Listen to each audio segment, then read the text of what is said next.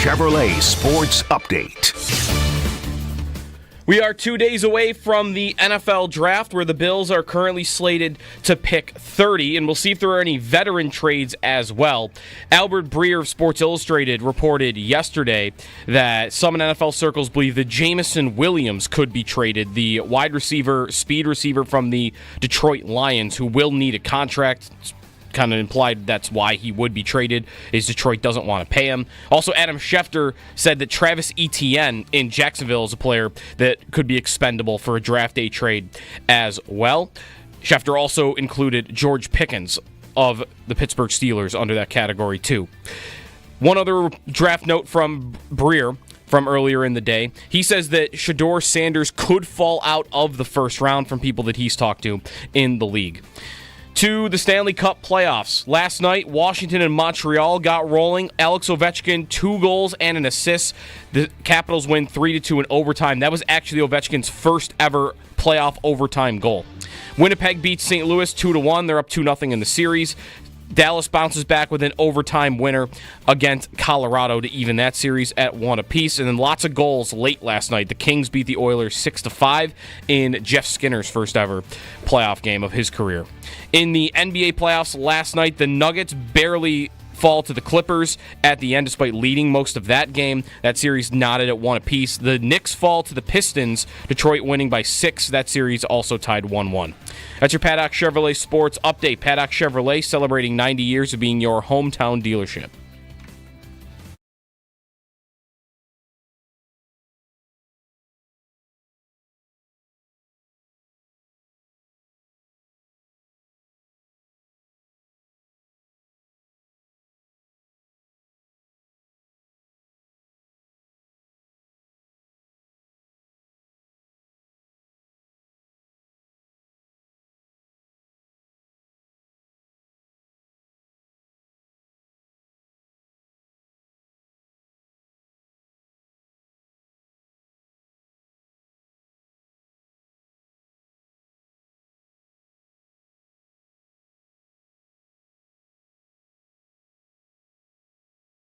You play golf yesterday outside? No. Okay. No. You were hoping to. We drove a little bit there, and it was like, guys, we're really going. This is not happening. Yesterday was quite an experience in watching it rain.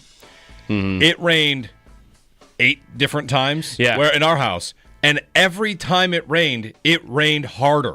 Yeah. But it would take a break, like in the middle. Yeah. A little bit. Yeah. But the number of times I said, I can't believe how hard it's raining. 20 minutes later, I can't believe how hard it was. The most aggressive, mad rain I've ever seen. Yeah. A bunch of rain yesterday. So if you were at the Dingus Day Parade, you might have gotten drenched. If you're on the golf course, you might have got caught. Yikes. Mm-hmm. Not expected to rain today, so that's the good news. It was a soaking rain. It was crazy. It was like my watch gets like alerts if like something local is happening. Like I'll actually get one if they're like lightning is detected near me. So I get that. I got flood warnings like 3 different times yesterday when I was driving through different places. Yeah, I believe it. And man, some of the roads are like the giant puddles. One car drove through a puddle next to me where the water washed over my windshield. I thought I had gone through a river. Yeah. Like a wave. Like the wipers weren't even putting it all off. Yeah. A lot of rain. We had the kids playing on the porch. We have a covered porch, but it was raining so much, and I've got to clean some gutters. They're splashing in puddles on the porch, like almost ankle-deep water, flooding. So anyway, yeah. Hi, everybody. It's Jeremy and Joe. Good Tuesday morning, 2 days from the draft, and we're here hanging out on WGR. You can give us a ring. You can pop on the chat on YouTube. You can, do your thing. It's going to be cool today. 55, no rain, a little bit windy later. Hopefully that helps dry things out. For anybody who likes to do stuff outside, it looked like we had a couple nice days, and we still do. But, man, that rain yesterday is going to have some swampy conditions wherever you might be. So plan accordingly, I would say. Yep. We've got David Leggio at 8 today because we're basically expanding the As a Goalie segment to talk with Owen and also David Leggio, who's a goalie. Because we want to ask about Luukkonen season and ask about Devin Levi heading to the AHL playoffs because the Amerks are going to lean on him. So the next hope for the Sabres is probably Devin Levi. And we'll talk to Leggio about him, where Levi's game is, what we can ask of him, what the timeline might be. So some real good, honest-to-goodness goaltending talk at 8 o'clock. At 8:30, we've got a Jags guest on the Jags who are going to go Ashton Jeanty at 5 or Tet McMillan at 5. It's starting to lean towards the offensive coach who has pretty good offensive pieces is going to lean in further on that. He wants a guy, and not Mason Graham at defensive tackle. Yeah. It seems like. It seems like they want to go offense. It's a report, so we'll see about that. We'll talk with Mike Dempsey in Jacksonville at 8:30. And I got Sal for 10 minutes at 7:15 to talk with him. It's there's media today for the Bills. Brandon Beane, Josh Allen will both speak with the media, and Phase 1 continues. The draft is 2 days away. All the smoke screening continues to happen. So we'll talk with Sal at 7:15 about Beane. He and Matt Beauvais on their latest podcast, It's Always Game Day in Buffalo, they went ahead and they ranked every Bills draft pick under Beane and every Chiefs draft pick under Brett Veach. Like, who's better at this? Yeah. Who's better at drafting, Beane or Veach? And I know like there's much more than just one person pulling the card. But Sal came out of it with a kind of a conclusion. His conclusion was, it looks like Beane hits more doubles and Veach has more home runs and strikeouts. That Beane's got the higher floor, but Veach has found higher ceilings. And I think it's an interesting way to look at it. You could metaphorically use any sport you want, birdies, pars, bogeys, whatever. He chose home runs and doubles, which I think is pretty good. Yeah. So I texted and said, let's come on, let's talk about that at 7:15. Beane's home runs versus Veach's home runs. And there are two questions about this I would have as we're 2 days from the draft. First question, what would be a better outcome for the Bills in this draft? 1 home run or 2 doubles? That's a Twitter poll. You can 1 home run or 2 doubles. What would be the better outcome in this draft? Think about that for a minute. Give me your answer. And then the second part of that is, we have to define who the home runs are and who are the doubles. Because one thing you don't want to do is confuse a double for a home run. Right? Yeah. And I don't think this is round specific. A guy is either a home run or he's a double. A good example of this to me is Shakir. He's not a home run because he's the 5th. I think he's a double because he's in the 5th round. That's a nice player. Yeah. Really nice player. Rousseau. I don't think he's a home run. I think he's a double. First round pick. He can 5th-year option. Got an extension. He's not a home run. To me. I would agree. Yeah. The home runs for Beane. Allen, Benford. Yep. Can I get to Spencer Brown, or is he? I think Spencer Brown. He might be rounding 3rd. Okay. Right. It's the ball hit the wall, the outfielder fell down, and he might not get it to home in time. Might be an inside the park home run. What's James Cook? Double. Okay, fine. Double. We'll debate all of these along the way. Sure. But the general question overall, what would be better, 1 home run or 2 doubles? Do you have a clear answer here? Because I do. Yeah, I think it's 1 home run. Me too. I think it's 1 home run. That's what I need out of the draft, is 1 home run. More than I need 2 doubles. Yeah. I think I can. Well, it's a lot about replaceability, and it's what you can do afterwards. And it is also the impact that a guy makes on a game, right? Like, you could see Chris Jones' impact on other things on the field, even if he's not getting a sack or he's not getting to the quarterback. He is like a planet that is just his gravity on defense is more than just what he does himself. So there are other factors to a player when they are that good. But for me, like, the first thought I have about is replaceability. And okay, like, yeah, Shakir is a double and Cook is a double, and like, these are nice picks and these are good players. But I feel like I can have a better time replacing guys like that with mid-level free agents if I need to, or, I mean, I guess undrafted, but more would be about free agency and trades, guys that I don't have to spend a fortune on.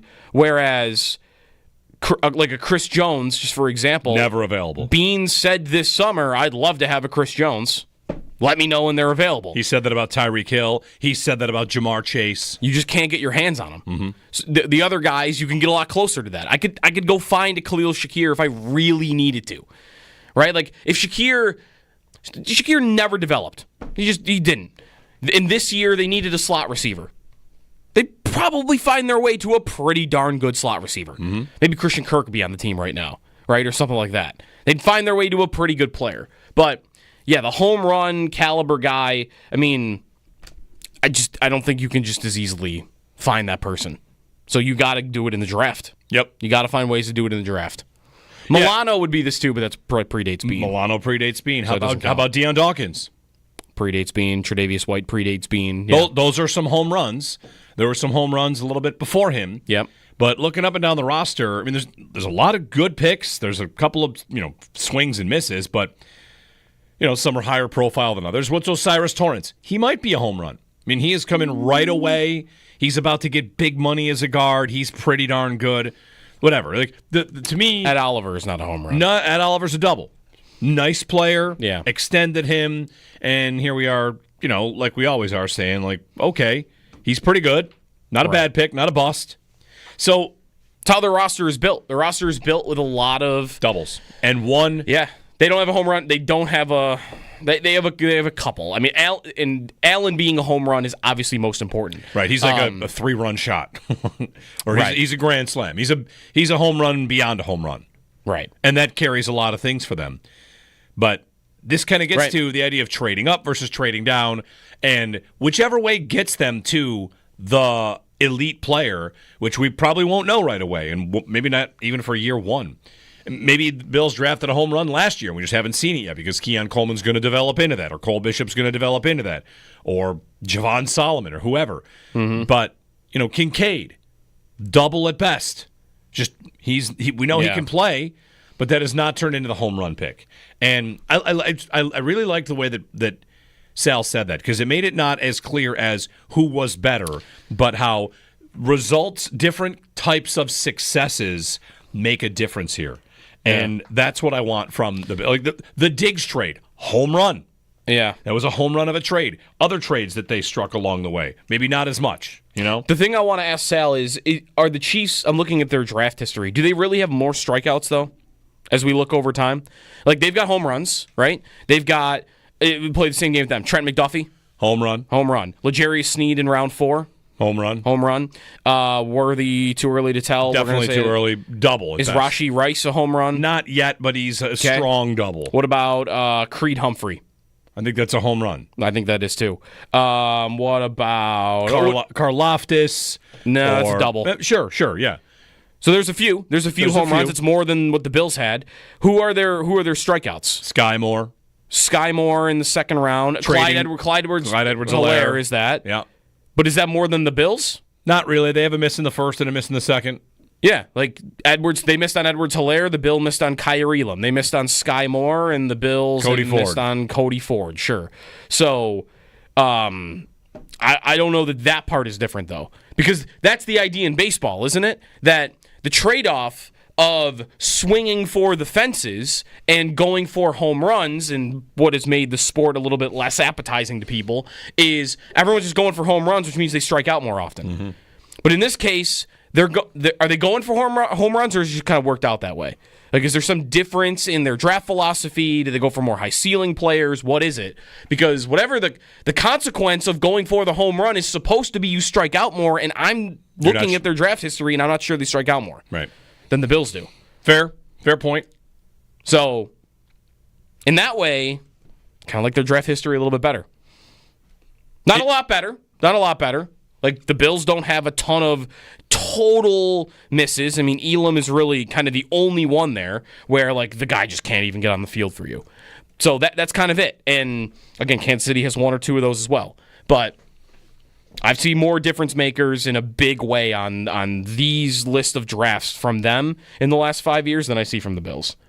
That's what it's about, finding the big difference maker, whoever that might be. Find that guy. And, Yesterday you and I talked about the idea of trading up for a defensive tackle. How high could they go? There's trading to 12, which involves future firsts, and then there's trading to 24 if they see someone they like, moving up 6 spots. They like the modest trade up. They do that a lot, and you wonder. I still think that's how they should operate. They're not a team that needs. Let's make it more than just 1 versus 2. They're not a team that needs 6 players that are doubles because they just replace the guys that are also doubles. It's how am I upgrading? Where am I getting my upgrades? And that comes from finding elite players. So it's a wishful thinking kind of operation to say, like, oh, I'd love them to get just all the best players, because that's not easy to do. So 803-0550, it gets to a larger conversation on Bean and where people are in terms of his steering this team through the last couple drafts. How have they gone the last couple drafts? Without saying, I think he's a bum, I think he needs to go, someone else should be pulling the card. I'd like do-overs in the last 2. I really would like do-overs in the last 2. But that's all right. Like, they got players, Kincaid and Coleman, and those 2 can still develop into something big. But maybe the last 3, to be honest, drafts, because the Elam pick and then James Cook, when they trade down twice and they get Cook and it's a running back to replace a running back that they already have, and they drafted Zach Moss. And, I feel like there's been a little bit of as when they swing for defense, we know McDermott's going to like that. And when they're drafting on offense, it often seems like they're kind of going back and forth, meandering. Here I have Joe Brady in a returning season, so I feel confident knowing what it is he might want, what it is he might need, and they can find their way to it. But I'm not here out for Bean saying he's no good at this or he's made massive mistakes. But, it's like the goalie. We're going to do goalie talk today. He's got a couple he'd like back. That's when he might want back. Mm-hmm. And this might be this will be a big year for him, because there isn't this big sentiment that he's not good at drafting right now at all.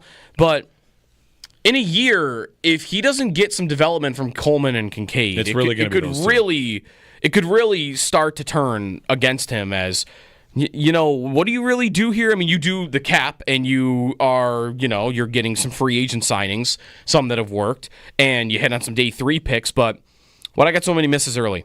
And that'll be it. That's an if. That's a big if Kincaid and Coleman don't take steps forward. Because if they don't, then that is 3 years in a row where your first-round pick, or your first pick, if we're technically going to call Coleman the second, which he was, that your first pick didn't really make an impact for you at all, or didn't develop the way you wanted, didn't go the way that you planned. And right now, I'd be a little concerned about both of them being able to hit in a big way.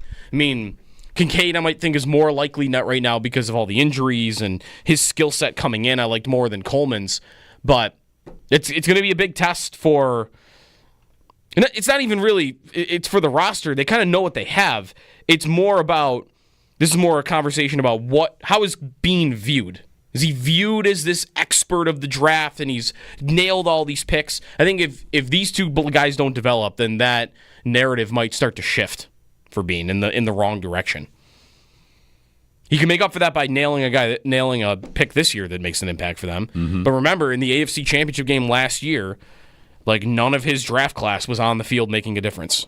Right. They made 10 picks, and Coleman wasn't really out there making an impact. Bishop wasn't out there. Carter, I don't remember if he was active. Davis wasn't playing, and none of the day 3 guys were playing. So the only guy in the last 2 draft classes, 2 drafts, the only guy on the field making an impact, playing at all, on that last drive was Osiris Torrance, and he's the one who forgot to block a guy on 4th down. And Kincaid, who didn't come up. Kincaid. Yeah, he's on the field, but not really making a big difference. Right. The Chiefs, meanwhile, that exact same draft. I mean, it's Worthy. Yep. It's an offensive tackle. Their line's a mess. A safety, a tight end. Like, it really comes down to Worthy was the only guy that made a difference for the Chiefs in their draft class. Right. And then in year one. And then there's, of course, that's not the only team you should be comparing yourself to. It's Baltimore. Sure. It's maybe Cincinnati, maybe soon the Chargers, maybe soon the Bengals, the Ravens in this mix as well. Yeah, confidence in Bean. Is this a big draft for him? I don't know. I have a tough time believing they would ever move on from him. In that way, it's not. Because there's no way that's happening. Isn't Bean in the same effective boat as McDermott? You've seen enough good. Things are consistently good that, I mean, whatever. Yeah. We're not trying to have the conversation, is his job on the line? If you're doing a confidence ranking, I would think people are, the guy's pretty good. He's all right. He might not be incredible at seeing the future. Yeah. But there's been enough good. Like, I would feel like Bean's approval rating over the years has always been a lot higher than Sean McDermott's. That's probably right. And now, it's probably still higher, but is it creeping down a little bit? Where, not that it's low. Like, most people know who the Bills have and are trustworthy in the two people running the organization. But there's always a crowd out there, and they might be a loud minority, but there is a loud crowd out there that is just ready to call in for McDermott's job, right? At a moment's notice, when there is a dumb call made in a game or a game management situation or something else, there are people ready to call for McDermott. And I rarely hear that about Brandon Bean. Rarely. No, it almost never happens. But maybe that will start firing up if he misses on if he gets another draft class here where they're not really making an impact. 8030550. A thought on this, if you'd like. A thought on Bean, how confident you are in him to be the one to steer this franchise through the next years, and about that double versus home run. Well, what would be the better outcome for the Bills, to hit a home run or hit two doubles? And I've got a Twitter poll about that. You can vote in at our Twitter page. Sorry, my Twitter page. I'll get you the results on that. It's also a big anniversary. It is April 22nd. It is April 22nd. It is the anniversary of a first-round Sabre playoff game. Yes. Game 1 against Philly in 2006. Yep. Yeah. It's the anniversary of Danny Briere in overtime against the Flyers. Which means it's also the anniversary of the Brian Campbell hit. I'm going to need to hear that at some point tonight. It's also the anniversary of my college roommate and his wife, because I was at the wedding for Game 1. In Massachusetts, really? Watching the game at the bar, missing the wedding. Wow. As someone that was in the wedding, I missed a lot of that wedding. You didn't miss the ceremony, though. No. Okay. But I missed a lot of the reception. I might have missed some speeches, and when it was time for the entire wedding to get on limo buses and go back to like the house we had on the Cape, I stayed back for overtime alone. In a bar at whatever on Cape. It was worth it. Overtime and double overtime? Yeah, I saw the goal in the bar at the wedding resort as they were closing up shop, asking, "Sir, can you please leave?" And Danny Briere scored just in time for me to see the end of that game. I was going to say, I thought I had you, like, ceremony is starting, and someone's like, "Where's Jeremy?" And he's just over in the computer yelling, "Shoot!" Yeah. That's a great game. It was incredible. All-time game. It was the end of a drought, and they got in, and everyone's wearing white, right? Like, it was a white out at home. Yep. There was the big Stanley Cup playoff banner above the Jumbotron. We still had thank you fans on the ice. That's right. Post-lockout. Yeah. The Campbell hit in overtime. Is there anything that happened in regulation that is memorable from that game? Regulation in that game is Tim Connolly's. What's memorable about regulation in that game is the Sabres gave up a goal in the first what? Or no, not a goal. They gave up an unbelievable scoring chance in the first 2 minutes. Rattled. Okay. It was a turnover or something, and it was a very much a, oh my God, what's happening here? Hold on, take a breath, and then they come back and they win. They went up 2-0 in the game and blew a 2-0 lead. Yeah, if I'm not mistaken. That's what I got. Okay, Connolly 5 minutes into the first, and then McKee 5 minutes into the second. Yeah, so a 2-0 lead at home in the second. They blow that lead and go to double overtime and win. And that is 19 years ago. Wow. 19 years. That's one of these games, by the way, that's in full on YouTube. It's worth a watch. It's pretty good. Can you believe that's 19 years? I mean, you know how we can, because if you ever see clips of it on YouTube, they're not in HD. Am I doing the math right? It's 2025. That was 2006. Yeah, 19 years ago. It feels like the math is wrong. Is that going to hit hard? Are they going to do anything for the 20th anniversary of that team next year? Great question. I mean, it is the most beloved team in franchise history? Right? Fair or foul? That is the most beloved team in franchise history, and it will be the 20th anniversary of the team next year. Should they not do something for it? Ottawa this year, remember when they made that furious run to make the playoffs? Like, it might have been the last time they did with Andrew Hammond, the Hamburglar. They honored that team. Ottawa did. I don't think they did anything. I don't think they did anything once they got to the playoffs, but they won like 20 of 25 down the stretch, and they made the playoffs. Ottawa honored that team this regular season. Shouldn't the Sabres do the exact same thing with the 05-06 team next year? Who would come back? Everybody? Briere, Drury, Greer, are they coming back? Or are they... I don't think Drury would come back. That's what I mean. Like, they're working for other teams. Briere, maybe... Campbell. Can't schedule it against the Flyers. Campbell. Dumont would come Miller, back. Dumont's come back for things, Kodalik. Right? Kodalik, Jay McKee. Ludman and Talander. Sure. Some of these guys are European. You have to fly them over. Dmitry Kalinin. You got to find Kalinin and a Finneganov. Teppo would come back. Think so? Maybe. He was an assistant coach for a while, right? The question is, are they going to have an 05-06 night? Well, the question might be, is an 05-06 Hurricane running the organization still? Fair. That might be the starting question. Speaking of that, we have to get to what's going on in Seattle. Dan Bilesma fired after 1 year. Wait, he didn't do well?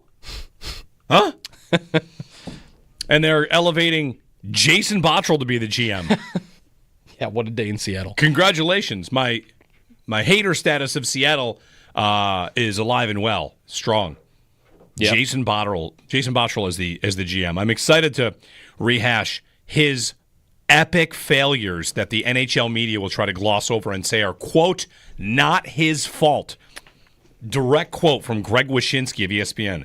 Not his fault. Good one. It's only 6:30. I can't get that mad. Jason Bottrell, you like to say that Rasmus Ristolainen is the most responsible for the drought. That might be right. Jason Bottrell is the most responsible for cratering the franchise. He destroyed the franchise. He did that. I've got an incredible stat of the day for you on his future in Seattle. So, whatever. It's just a Tuesday, pre-draft. I'm not going to yell too much about Jason Bottrell. Not too much, but some. The Seattle Kraken getting you fired up for the first time since they announced their team name. I was also fired up when they hired Bilesma. All right. 1 year. Which means next year they'll hire Ralph Kruger. Maybe. We'll get a break in. 803-0550. So, some GM conversations on your confidence in being in the direction they're taking the franchise right now. It's Jeremy and Joe, 803-0550 on WGR.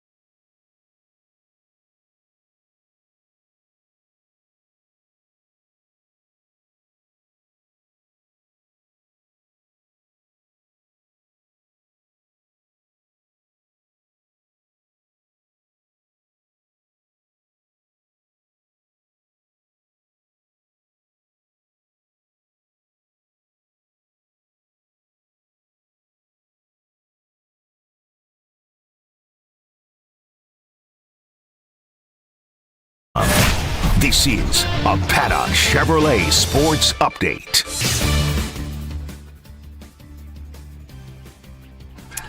The Stanley Cup playoffs rolled along last night with a Game 1 win by Washington over Montreal. Alex Ovechkin scoring in overtime, his first playoff overtime goal of his career. He had 2 goals and an assist on the night as Washington won 3-2 over Montreal.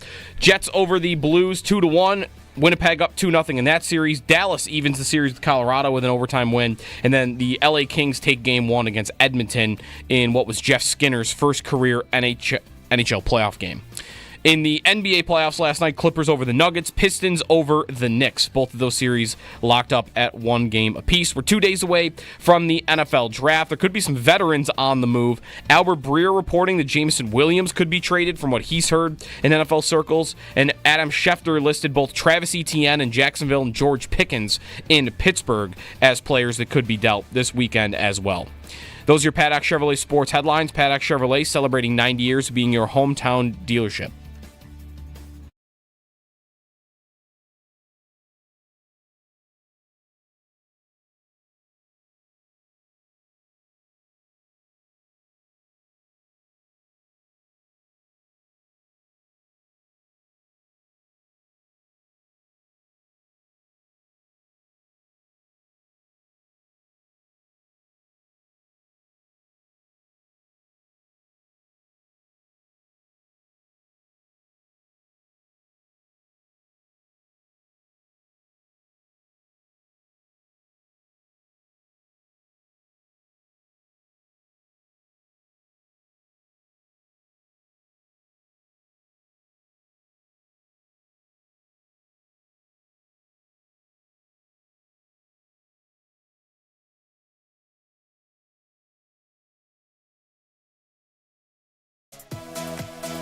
Crazy night in the NHL playoffs last night. NBA and NHL both had great nights. Oh, yeah. Clippers Nuggets is going to be like the best first-round NBA series ever. No one had a lead. I saw it was 105-102, and no one ever had a lead more than 4 points. Some crazy stat like that. Yeah. The Knicks game was good last night. Those teams were almost fist-fighting. Montreal, I actually thought was the better team, honestly. Against Washington? Yeah. Caps got out early. Very surprised by. Yeah, good games. 19-year anniversary of Danny Briere in the playoffs against the Flyers. 14-year anniversary of Tyler Ennis against the Flyers in the playoffs. Their last win. Their last playoff win, which was Game 5 in Philly 14 years ago. And who took the shot that he scored on the rebound of? Someone from the point, a defenseman, right? It would have been... Who's on the Marc-Andre Grignani. No, he did lead that series in points, though. Okay. Who was it? Mike Weber. Mike Weber. Very good. Yeah, it's been a long time. It has been a long time. 803-0550 and 1-888-550-2550. On the Sabres, are we going to get an announcement that Kevin Adams is back? Or will it just kind of... If he is back. I fully expect him to be with the organization. Right. Sorry, right. Yeah. If there's I thought you meant like as general manager. Yeah, what I mean is, if he's just staying in the same role, will there be a statement on that? Because he said he hadn't met with Terry Pegula yet, and Elliot Friedman reporting that there could be some sort of reshuffling. Mm-hmm. If there's not going to be a reshuffle, does Terry Pegula just issue a statement and say, we're going to run it back with Kevin Adams and Lindy Ruff? It's either that or you'll just get it leaked to a reporter and then someone will report it, right? Yeah. Is that what happened with Botterill? No, what happened with Botterill... Well, what I mean before he got fired. The owners addressed it. The owners said, because everyone was like, okay, that's done, right? We're done with this guy. And there was like a vote of confidence given, and there were public comments made, maybe through the AP. Do you want the stat of the day on Jason Botterill? Can I get it to you now? Can I get it to you early? I would love it, because it is amazing to me. Greg Wyshynski was the guy everyone was fighting with yesterday about this, but it's beyond him. Why is everyone in the national hockey media like so defensive of Jason Botterill? I think I do know the answer, though, is all of his family works like in hockey. Mm-hmm.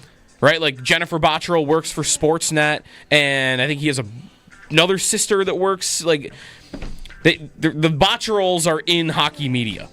And I think that's why he gets defended. Because anything resume-wise. It's just like, come on. What's the sad thing? Well, he came out of that Pittsburgh tree. A lot of guys did. So did Dan Bilesma. So did Jason Karmanos, by the way. That's right. Here's your stat of the day on Jason Botterill, who it looks like he'll be the GM in Seattle. They're going to elevate him and give him the job in Seattle. Do you want the stat or do you want the snarky comment that gives the stat? Ooh. Think about the snarky comment that gives the stat. Comment. Yeah. Well, Joe, the only thing I wonder about Jason Botterill's soon-to-be tenure in Seattle is if he'll become the first NHL GM in history to hire a third coach to finish in 31st place. He hired 2 coaches that led teams to 31st place finishes. Mm-hmm. 2. Yeah. There weren't even that many years where you could finish 31st. Right. He hired 2 of them. Housley, and then brought that guy back for another magnificent campaign. And then he hired Kruger, who finished 31st with Kevin Adams. Yeah. He, of course, signed Jeff Skinner to a $72 million contract and then watched as his coach put him on the 4th line and taxi squad. That was good. He mocked the fans when he was asked about a coaching change. Fans want a coaching change? Oh, yeah. How could they? He famously got mad on Kids Day because the Sabres lost a game to the Dallas Stars and he slammed the door, and we got the video of him slamming a door. Was that him or Murray? That was him. Okay. They both got mad on it. There might have been multiple Kids Days. Yeah. The rewriting of Jason Botterill's tenure as Sabres GM will be something I do not enjoy from the NHL media. He is the person that cratered the franchise. Right. When Tim Murray got fired, we were thinking, wow, Bilesma's got to go. This is not moving quickly enough. They tank. Year 1, they go 81 points. Year 2, they go 78, and that was a failure. Botterill never got back to 78, including a third year where his team finished outside of a 24-team playoff. Tell me more, Greg Wyshynski, that it wasn't his fault. He needed 1 year in the top 24 and didn't make it. They were 25th, and he voted for the proposal. The GMs had to vote on all that, if I remember correctly. Yeah. And because I remember being beside myself that I'm the GM of a team finishing in 25th, voting for, yes, okay, let's do the top 24 teams make it. Wow. When I have 2 games in hand against one of the teams that was going to get in. It's fine. I didn't rant about the Sabres at all this year, but you get me someone saying Jason Botterill wasn't his fault, you're going to get me going. Well, because the other, what Greg tweeted that fired me up was the kind of the defense of, well, see, it wasn't him because since he's been gone, Buffalo gonna Buffalo. He said Buffalo's gonna Buffalo. Right. And which remember next time he says anything about anything regarding the franchise, he's not giving you serious commentary. Right. He's not willing to actually evaluate what has happened. He just says like, oh, it's always going to be bad in Buffalo.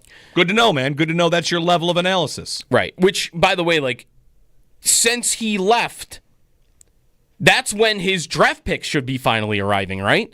And that would be, if you could make that comment, if the Sabres had turned it around and they had done it with the guys Botterill had drafted, but he didn't get time to see them play because he got fired. He made 18 draft picks while he was the Buffalo Sabres general manager. Remove picks inside the top 10. Okay, I was going to say, of the 18, one great player, and it's Dahlin, who he won a lottery for. Right. Otherwise, it's Cousins, who's not even here anymore, and let him down. It's Middlestat, who isn't here anymore. Those are both 8th overall picks. Right? Yeah, top 10 picks that weren't even that great. Even so, like, you're not getting a ton of credit for finding the 8th pick to be a serviceable NHL player. And then all those other draft picks, all those round 2 picks, round 3 picks, whatever, 2 other NHL players, Luukkonen and Samuelsson. Luukkonen and Samuelsson. Who were like the 2 most disappointing players on the team this year. All right, thanks, Jason. Wow. You got a Samuelsson and Luukkonen. He was so good at drafting, even. It was the Kruger hire itself should be enough. It's pretty bad for anybody. He hired like the worst coach in NHL history. I still think retaining Housley after 1 year of finishing in, like, we just watched them finish in last place in 2 consecutive seasons. Yeah. Then Botterill gets the job 2 years after that, and in his first season they're in last again. And then of course Ryan O'Reilly's got to go. Botterill's the one that started guys leave and win the cup. Right. He started it by trading Ryan O'Reilly for, Tage, who, lo and behold, there's Tage, Does he deserve credit for Tage? Oh, he tried to trade him for a 5th-round pick, didn't he? Right. He did try to trade Tage away for a 4th or 5th-round pick before Tage finally blew up. And Colorado said no? Or someone said no? He also didn't take a trade for Ristolainen to the Jets for, was it Ehlers? Because they got hung up on a 4th? Mm-hmm. Anyway. It was a bad tenure. He was a terrible general manager who liked to espouse the importance of Rochester being good. Right. And what is being held up there? What's being held up is it wasn't his fault because ownership is that bad in Buffalo, right? That it's just not going to work out there for anybody that's in Buffalo because of the common denominator, which is the owner. But that should not absolve the GM of all the decisions that he made over 3 years.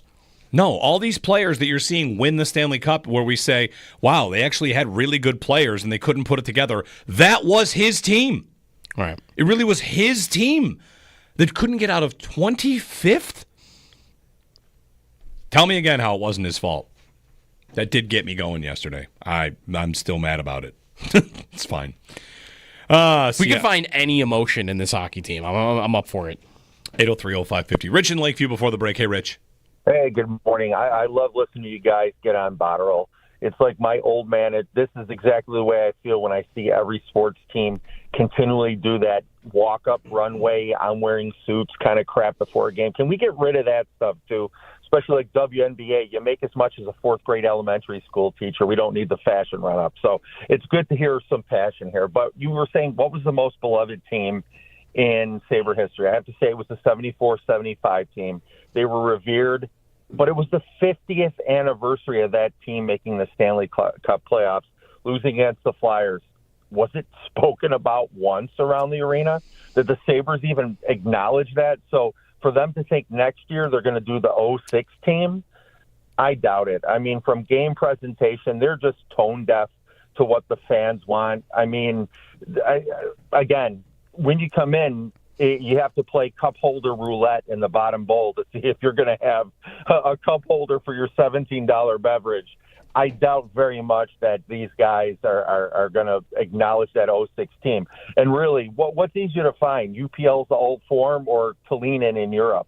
It might be equally as difficult to find that. So, yeah, I don't think even if it were even better that the Sabres have any chance of recognizing that.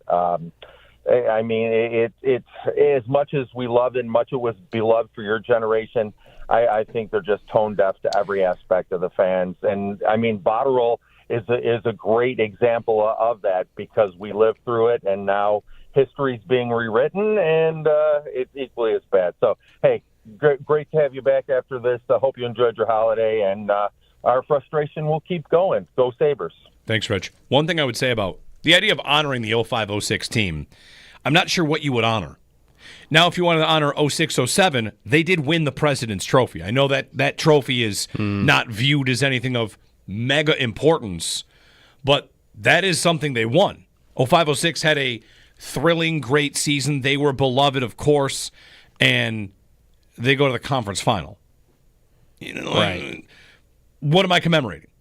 See, again, though, this is where they didn't win the division. Don't have to think about all. There's no banner up there for that team. That's what I mean.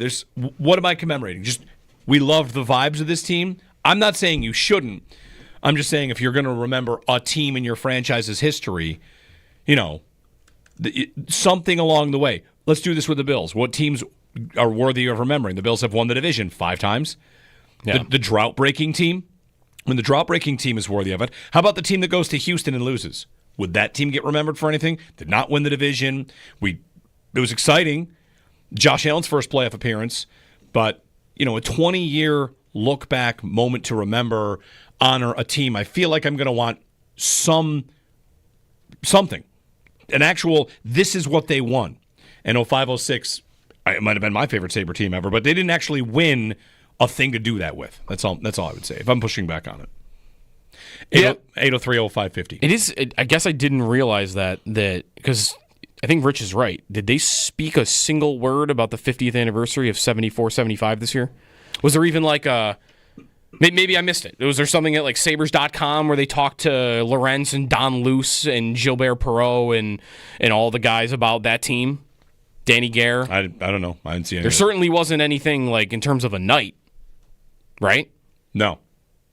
803-0550, our phone number. Sal, about 7:15 to check in on his breakdown of the Chiefs versus the Bills drafts and, how we look at that, how we evaluate the Bills GM. Lots of NFL rumors, reporting, of course. We're 2 days away from the draft. Join us at Resurgence. We're going to be there Thursday night at Resurgence for a pick. They're going to pick. I'm not reading about trading. I'm not reading about trading down. Not reading about that. We're not doing trading for veterans. They could do that. They could do that. Although the guys that I've been mentioning in the update are not going to cost you $30. That's right. So Resurgence Thursday night. Join us. It's $45 for a ticket. All you can drink, beer and well drinks, pizza included. Us hanging out, putting games, fun to be had by all, and we'll be there. Excited for it. Excited to get out again. Jeremy and Joe here on WGR.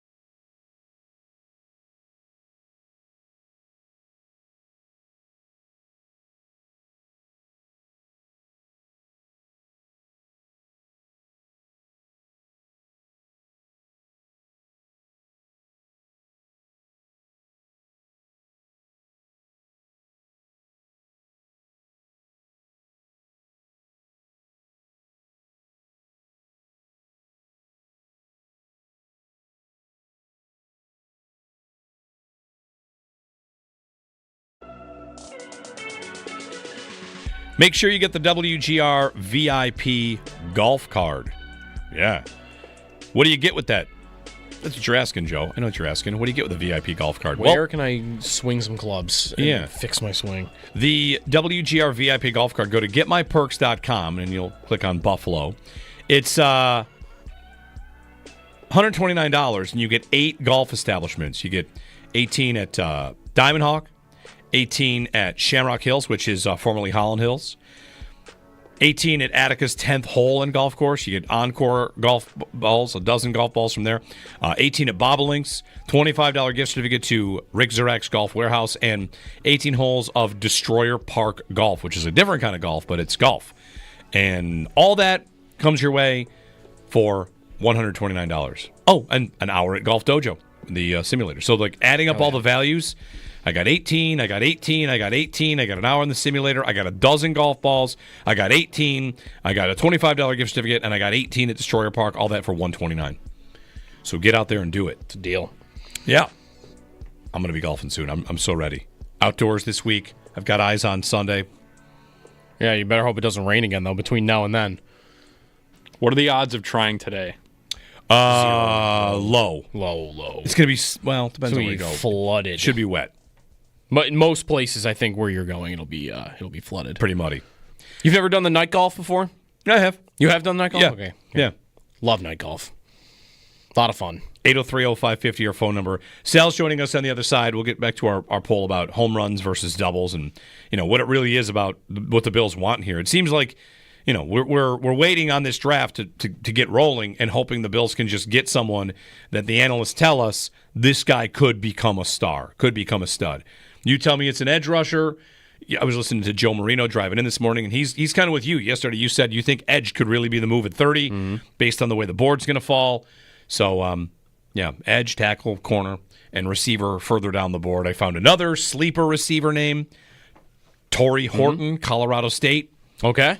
Let me talk about Tell him me a little more. bit. I'm ready. Yeah. 803-0550, 1-888-550-2550. Jeremy and Joe here on WGR.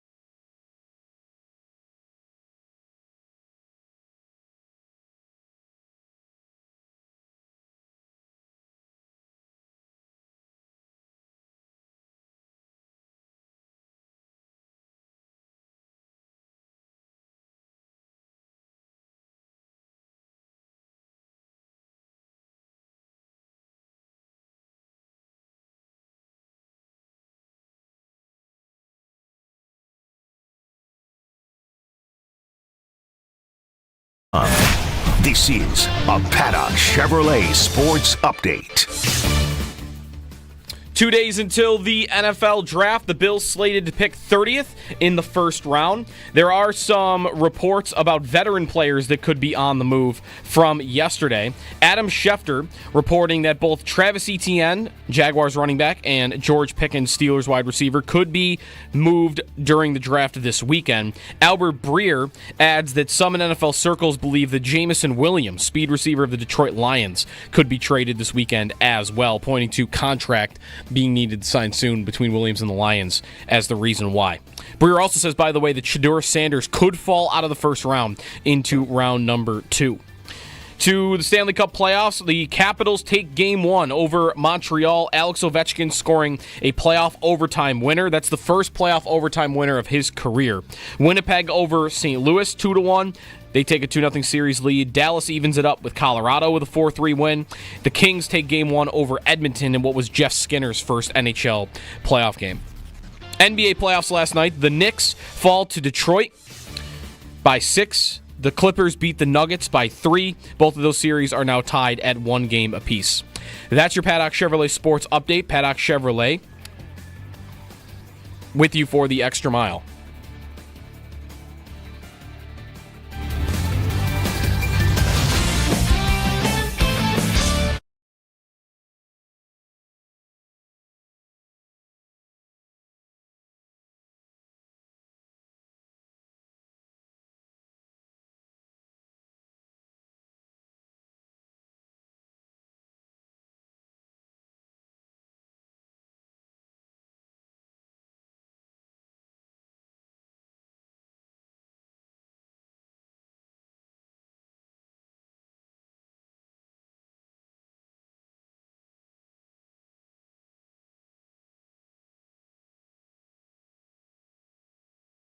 Greg Cosell on Nick Emenwari.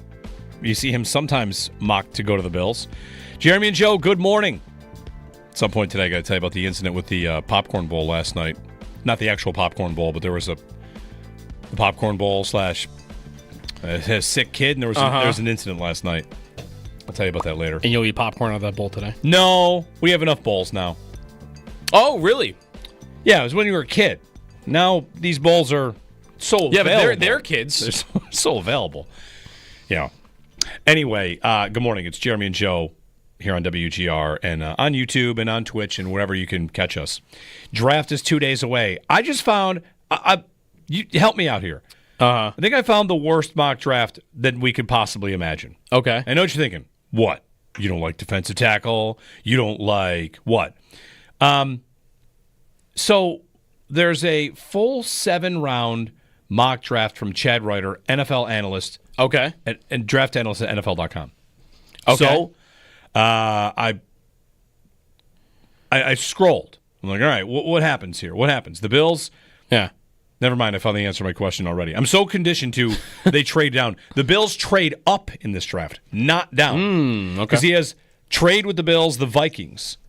And the Right. Vikings take, who Greg Cosell just mentioned, Nick Emenwari. But the Bills are not picking 30th. The Bills move up to 24th. Okay. And they trade with Minnesota, and at 24 they draft Mike Green. Marshall, defensive end. Yes. Okay. Worth pointing out here, in this mock draft with Chad Ryder, in the second round, the Bills still have both of their second-round picks. Yeah. So what did they give Minnesota to go up 6 spots in this trade? You're doing a mock draft. You don't just create trades without costs. Right, yeah. They still go. They magically appear. Oh, suddenly they're in 24th. They snap their fingers. Yeah. So Yeah. he has them go defensive end, then defensive tackle Ty Williams of Ohio State, and then at 62, wide receiver Savion Williams, TCU. So that's edge, tackle, piece. wide receiver. I'm telling you right now, I'd be just fine with all that. Edge, tackle, wide receiver is fine with me. I think corner 2 is a little overblown on how desperate of a need it is, and they could just get 1 in the 4th round or take 3 in the 4th round. Yeah. But what would the price be? The price to move up 6 spots. Yeah, that's probably going to cost you... It's not a future first. No, is it a future third?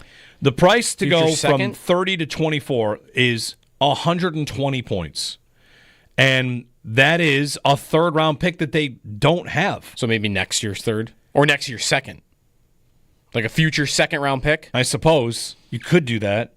That's a heck of a... If he doesn't have them giving up one of their seconds this year. He doesn't, and they don't have a third. Yeah. And it's way more than a fourth. If you want to try and do 2 fourths, you could.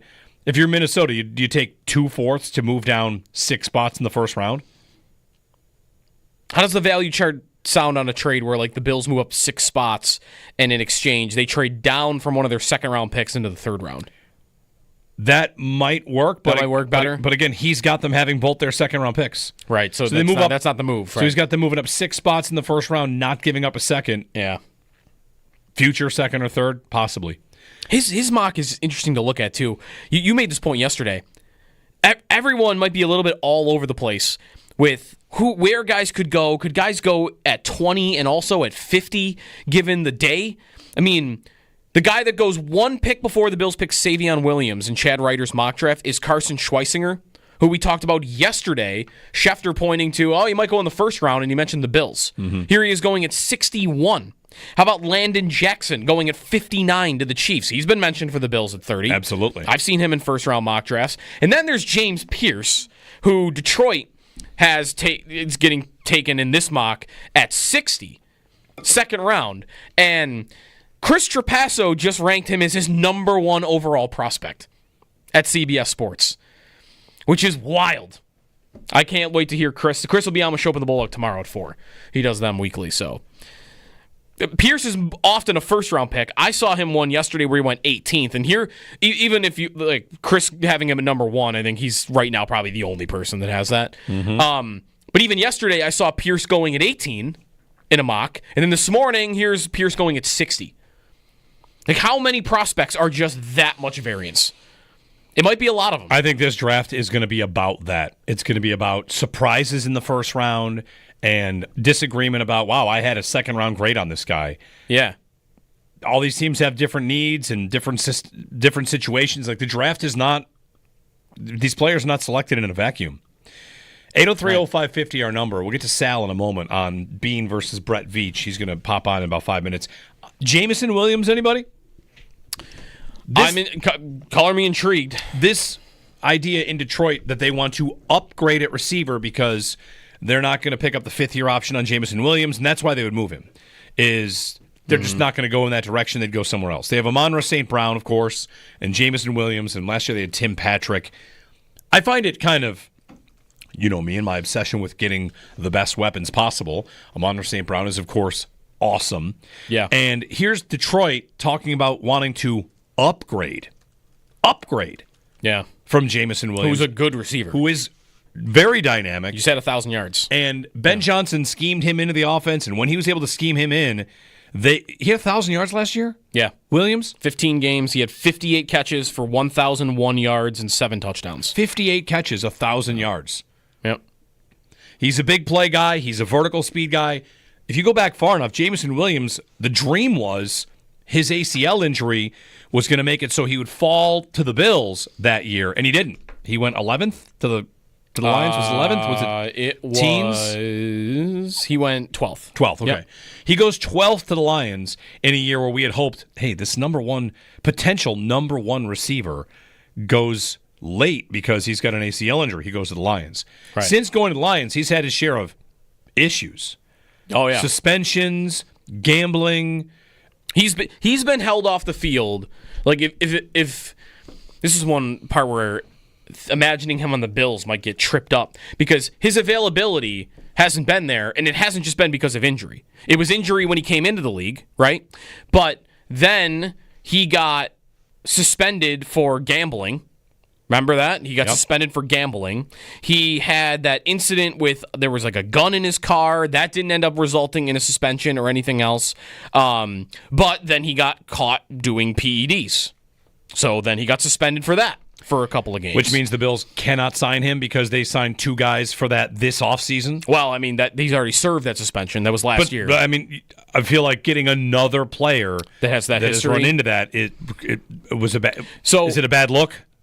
Maybe. I don't know if that would be the. I think they might get stopped in their tracks on this idea before that even happens. Yeah. Because, like, the reason I'm intrigued is he is perfect for what the Bills need. Yep. Perfect.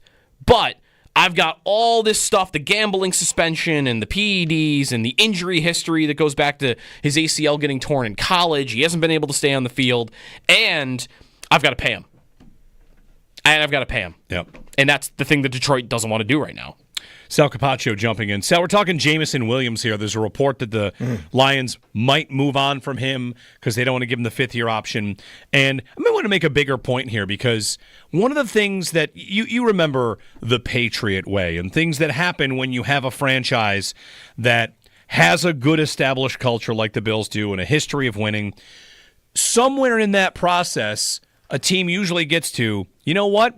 We think that guy will be okay here. We're strong enough as a room to bring the best out and to insulate him from bad decisions. It feels like that's something that happens in NFL circles, and I don't know that the Bills have really gone to that well yet. I remember a few guys here or there. If you want to bring up specific instances, I guess not. But, I mean, I think that there's been a few guys over the years where, you felt like, okay, well, it's not maybe some overarching really big thing that's happened, but just here and there, like, oh, they'll be better insulated in this room. I mean, heck, you could talk about the fact that Larry Ogunjobi is facing a 6-game suspension, and they still decided that, or even Michael Hoyt. They just did this. 2 guys now, totally different, right? PED suspension. So, yeah, I mean, I think the Bills feel that their room is good enough to be able to do something like that, but it's kind of changed over the years a little bit, too, where early on, maybe not as much. Now that's the case, but we also don't have these maybe major instances where a guy was in college or on another team and they had these and then they came here. I'm sure people could think of them. But, yeah, that happens all the time, I guess. Yeah. Williams for the Bills, it is the skill set, right? I mean, that's if they could find that guy in the draft somewhere, this would be the guy. The other thing to add in, Sal, about Jeremy's point about like what we can get more out of that person here, I wonder how much they would factor in, any team, about where he just came from. Because he's coming from a team with Dan Campbell and the Lions where you might think like that team's not a loose ship. Like they have a good culture, and if they want to move on. Yeah, like how different, like we have one too, how different would it really be from him moving from there to here? Joe, I will tell you that's very, very real that happens, because I'll tell you a story, and I can't get into details because it was an off-the-record conversation I had with somebody once within the Bills, and this is probably about 4 or 5 years ago now, so this regime, where there was a player that they had brought in and they had signed who had a bit of an injury history, and I was talking with somebody who said to me, well, where he came from, they kind of treated it differently, where they didn't... It wasn't as, like, if you had these issues, yeah, it's okay to sit out. It's okay to not play. Like, we're not like that here. Like, we're going to do whatever we can to get you on the field. You know what I mean? That kind of thing. Yeah. Where it was, that is very real about how that is treated. So, look, I think you go back to what you just said, Patriot way, and then everything you just said, guys, the Bills have their own, which is, come here, you'll be the best version of yourself. Right. That's the Bills mantra, right? Like, we'll make you the best version of yourself here. And I think that's kind of how they mean that by the whole person. I think I have a guess on who that player is, but I won't put you on the spot for it. I'll guess it later, Sal, because I appreciate that. Yes, okay. I think I have a guess for that is.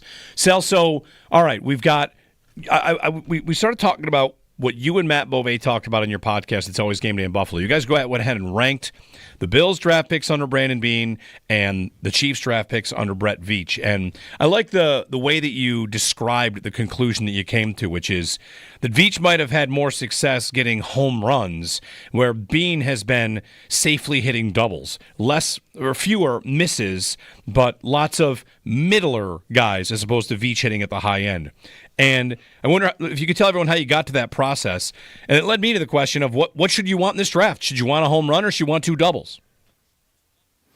Yeah, I think Matt, give him credit for the home run double phrasing. I think that the way I would put it too is Brandon Beane has had a higher floor, but Brett Veach has had a higher ceiling. I think that's the way I would look at it as well. And the way that I look at the right is, I think, Joe, you brought up a good point. I was listening earlier when you said you'd like to know what strikeouts Brett Veach has had. Mm-hmm. I think you have to look beyond the first round because I think there's litter. First of all, let me say, Brett Veach has only drafted 48 players compared to Brandon Beane's 55 players over 7 years.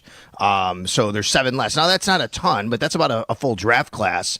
And out of those 48, he has about as many, if not a couple more, that have really never contributed at all.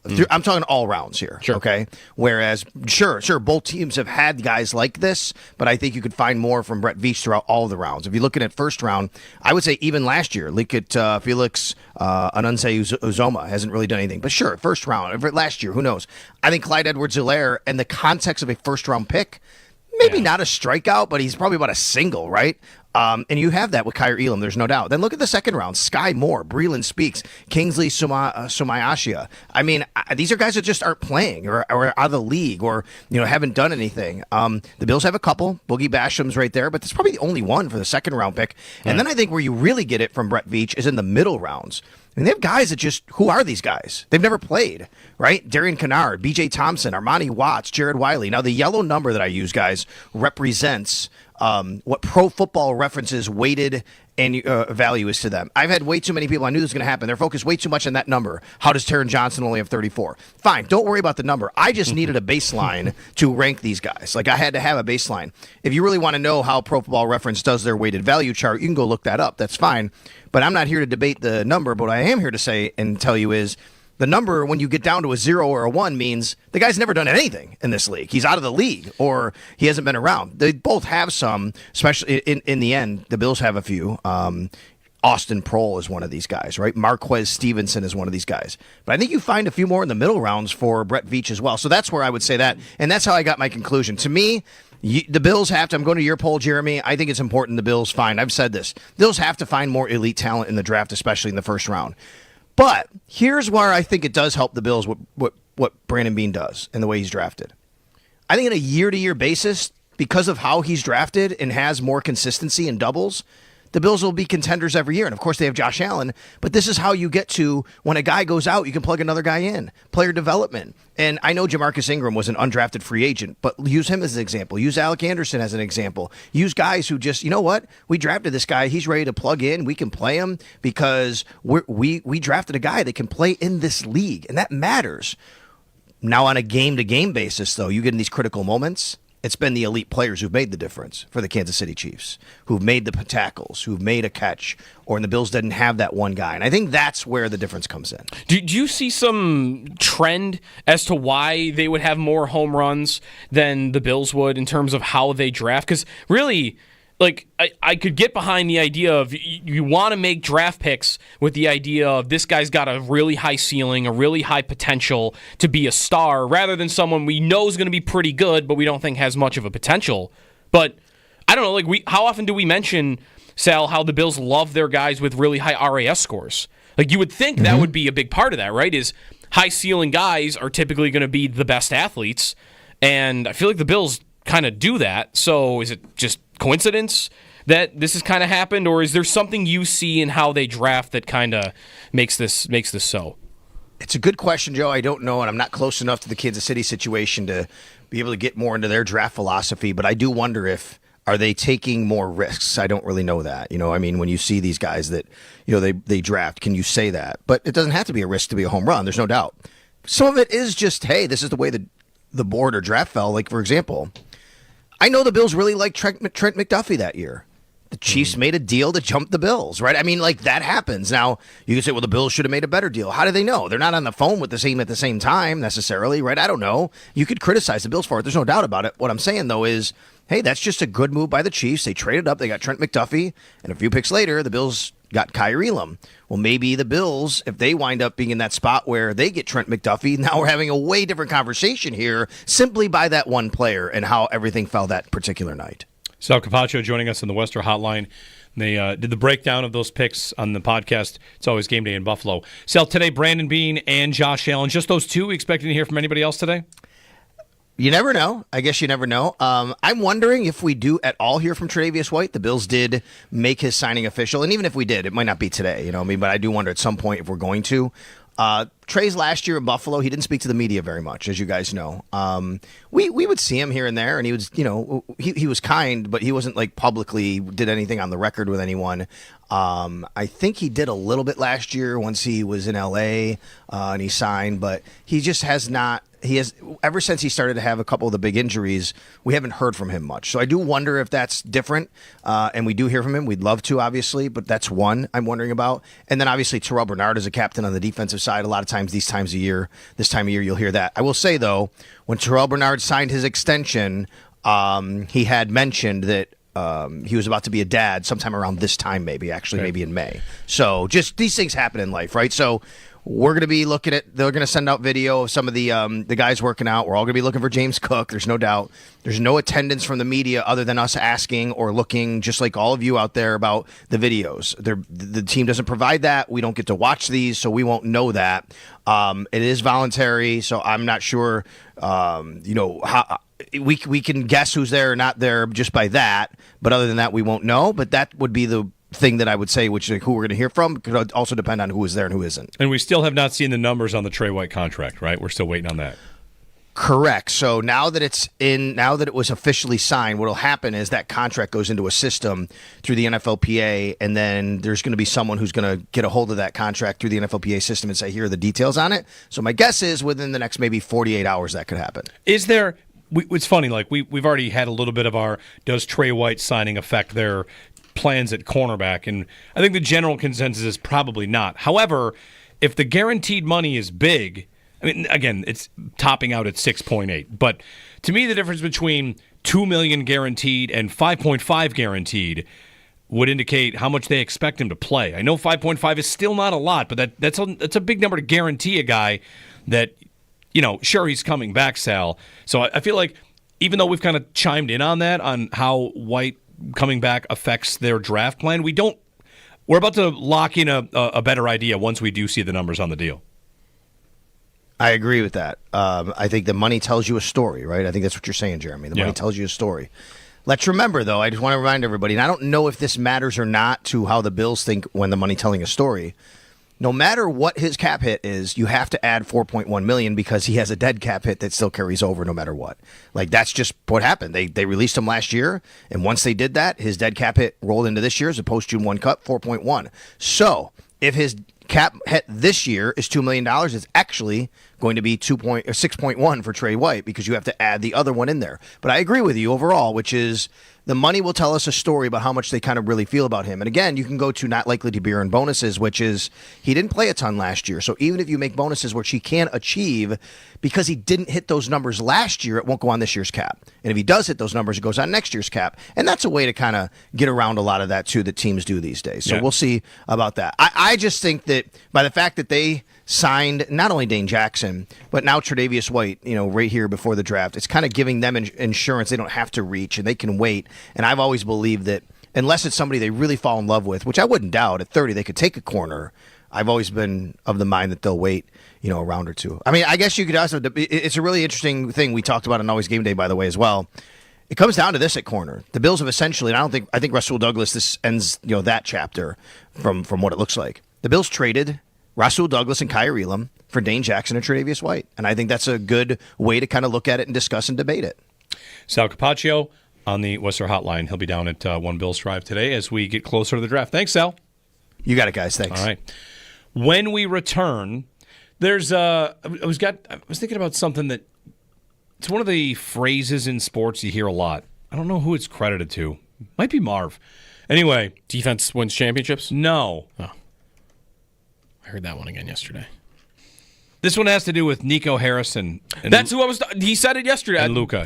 So it's not defense wins champion. No. He said that. No. Okay, it's a different. But Nico there Harrison is an old sports adage that said an awful lot, and I think it's always been wrong. And Nico Harrison of the Mavericks is the latest one to apply it to. I'll tell you that one when we get back. And talking goalie on Devin Levi and UPL with David Leggio coming up at 8 o'clock. Jaguars guest at 8:30. Your calls anywhere along the way. 803-0550.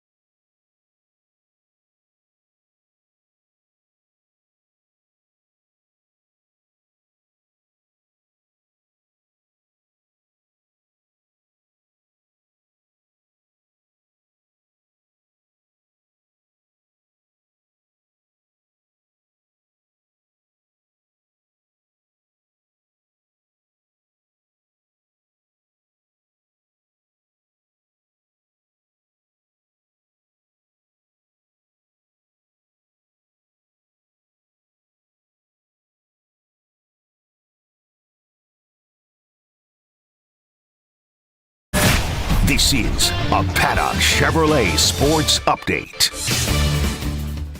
2 days away from the NFL draft, we could see some veterans on the move. Albert Breer saying yesterday that Jameson Williams of the Lions could be somebody that's moved. Adam Schefter pointing to Travis Etienne in Jacksonville and George Pickens in Pittsburgh as two players that also could be traded. In the Stanley Cup playoffs last night, Washington takes Game 1 over Montreal. Ovechkin's first career overtime playoff goal wins it. He had 2 goals on the night. Winnipeg beats St. Louis 2-1, and they take a 2-0 series lead. The Stars win in overtime over Colorado, knotting that series at 1 apiece. Jeff Skinner's first career playoff game for Edmonton results in a loss, 6-5. The Kings beat the Oilers.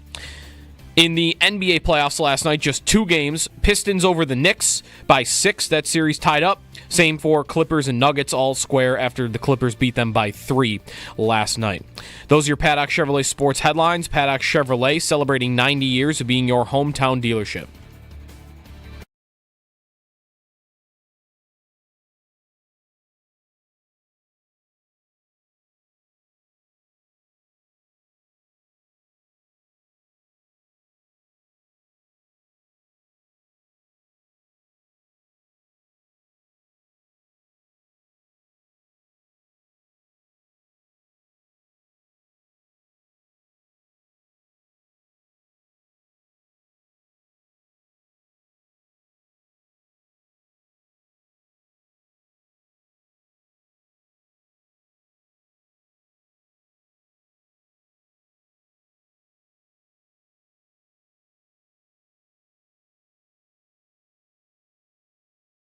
Nico Harrison, GM of the Mavericks, of course, who made the Luka trade, thought about something yesterday, Joe, when I heard that clip, when he said, I didn't realize how important Luka was to the fans. All right, who said this first, this famous quote? Once I say it, you'll recognize it. I don't know who said it. I don't know if it was Marv. A quick search indicates it might have been Buddy Ryan that said it. I've got Bill Belichick claiming it was Buddy Ryan that said it. Okay. But the quote is, if you listen to the fans, you'll end up sitting with them. Right? Yes. That's the famous quote. Heard that a lot. If you listen to the fans, you'll end up sitting with them. Mm-hmm. I think the opposite is more true. If you are not in touch with your fans, that is how you lose a job.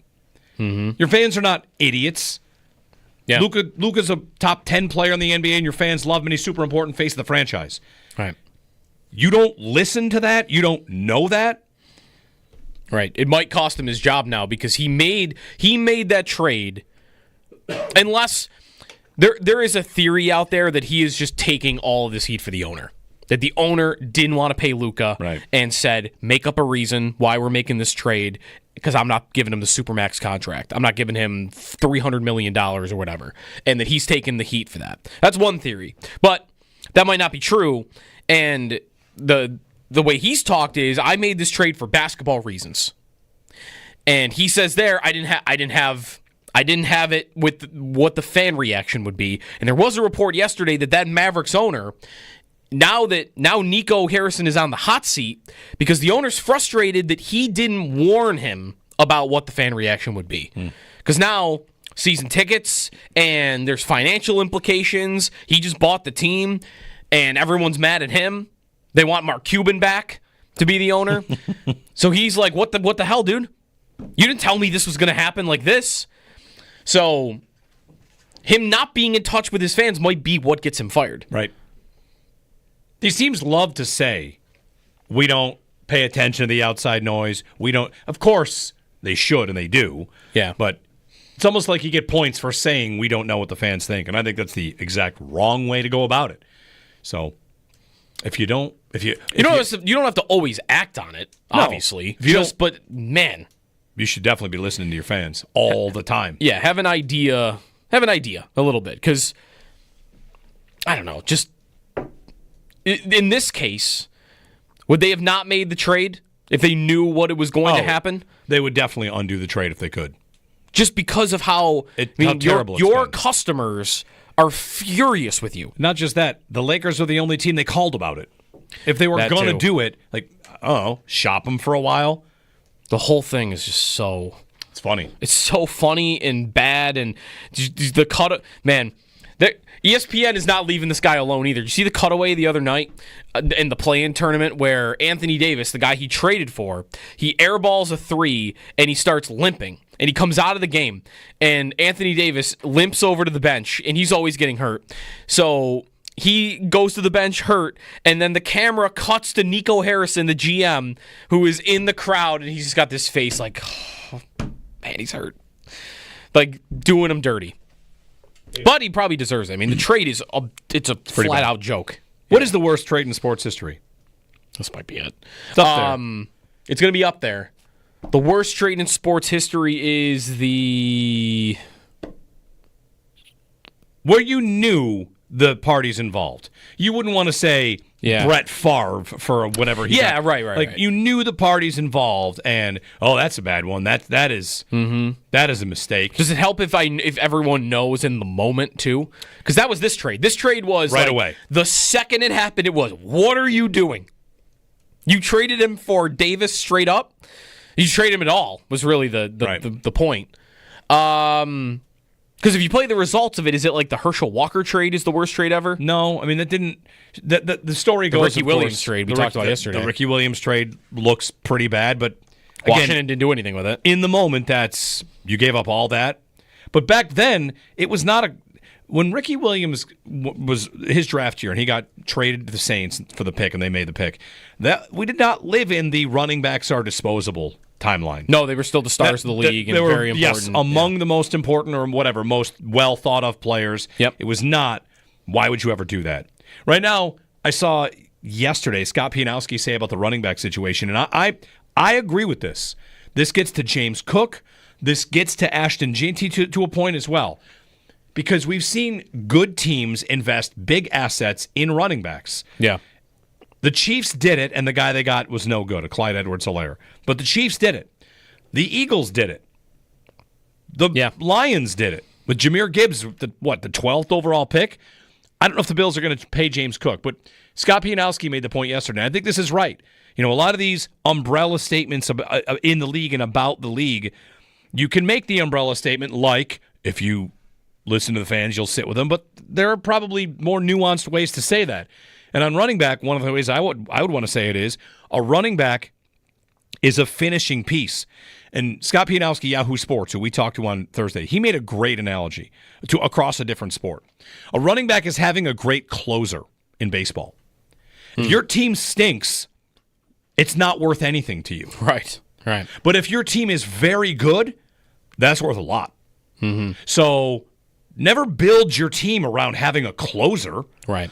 But if you have an awesome team, boy, you are going to want a really good closer. And I love that comparison. You might say you might have other positions in sports you want to say that about, but I don't think it should be lost on anybody that a lot of the really good teams have decided that is worth having. Baltimore, Detroit, Philadelphia, maybe the Bills. The Niners did it. The Niners. If the Bills sign Cook, I know we'll have a lot of you shouldn't pay running backs. I'll be pointing to look at the complete teams. They've decided there's value there. But those teams decided they needed superstar running backs. Yeah. And Cook is very good, but it would almost be like for this argument, it would not. I don't know that the equivalent would be the Bills paying James Cook. I think the equivalent would be the Bills going out and trading for the next star running back that's about to get moved. You mean like someone better than Cook? A 3-down back is what you're saying. Yeah, a 3-down back that is like a first-team All-Pro level guy. Cook is a top 10 back and has turned into a very good balanced runner in the NFL. But he is not as good as right? Is anyone disputing this? He's not as good as Derrick Henry, Christian McCaffrey, or Saquon Barkley. Correct. Is he as good as Jahmyr Gibbs? Because the difference is Gibbs. I would say Gibbs is better, but we're closer. We're closer. We're very close. Now we're getting closer. Their yards over expected is very close. Yeah. The thing about Gibbs, though, of course, is he's still on a rookie contract. Are the Lions going to pay him?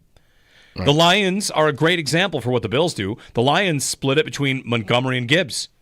Sonic and Knuckles, right? Like this trade won't happen because they're in division, but for me, does this even work? The idea in my head is, okay, final piece, we have a good team, star running back, explosive, amazing 3-down back comes in and makes all the difference. That's, okay, we're not paying James Cook. We're going to go trade for Breece Hall instead, who's going to be a free agent after this year.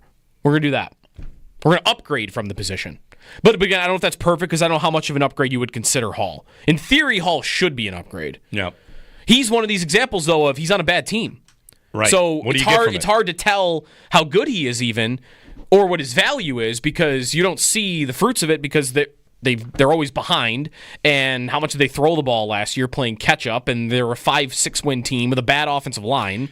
You're not going to get to see how good the guy is sometimes. It might be one of the spots where bad teams learn the wrong lesson. Here's Pittsburgh looking at 9 of their 30 visits are running backs, and they drafted Najee Harris with the first-round pick a couple years ago. Are they going to do it again?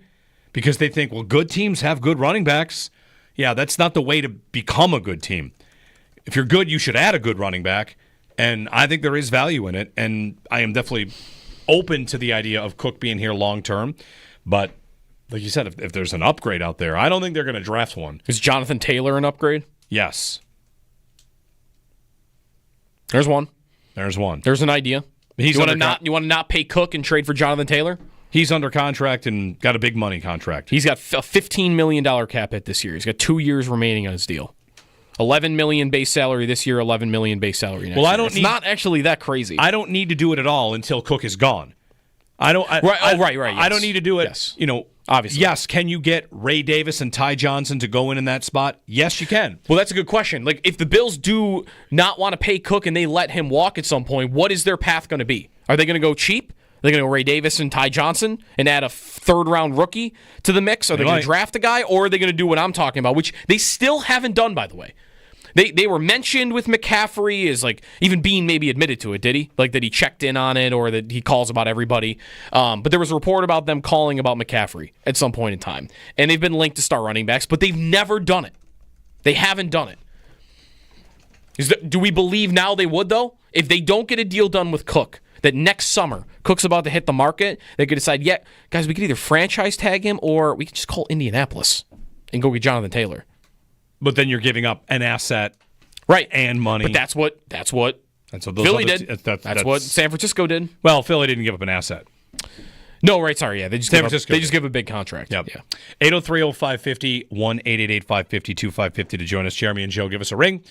Playoff hockey last night. Ovechkin, big night for him. Mm-hmm. There's no playoff goal record in sight, is there? No, he is, I thought he said like 100 7th all time. Okay. Gretzky would have the record, right? Yes. I'm sure. Yeah, all-time playoff goals, Gretzky. Gretzky number 1 with 122, and Messier. Ovechkin is at 74. Okay.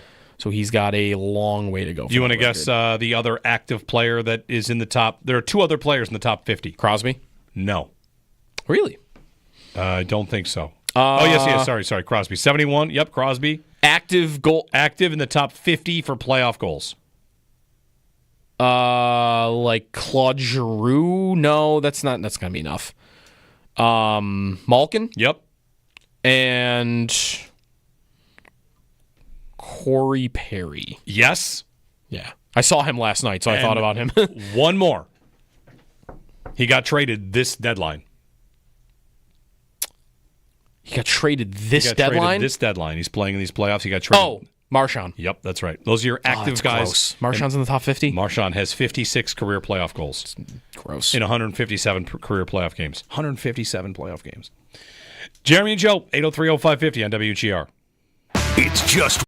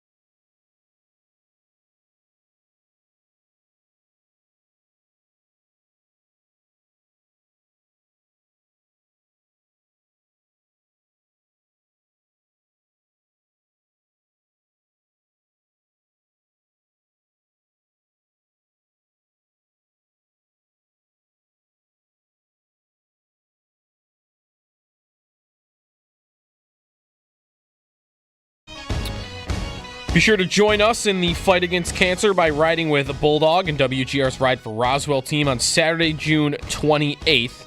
And once you do sign up and join our team, get an email, pick up your team t-shirt and water bottle at Tom's Pro Bikes on Walden Avenue in Lancaster. If you're not riding, you can still support the cause by donating to our team and helping us reach our goal. Visit WGR550.com for details. Back to break. We're going to check in on the Amherst and the Sabres as well. Goaltending conversation. David Leggio is going to join us to talk about Devin Levi, his progression, look back on UPL season as we kind of chart the path forward for the Sabres. 2 days from the draft. You can give us a ring on that as well. Jeremy and Joe will check in with the Jags. What might they do? They've got a very high pick here. Mike Dempsey joins us at 8:30 as well. All coming up on WGR.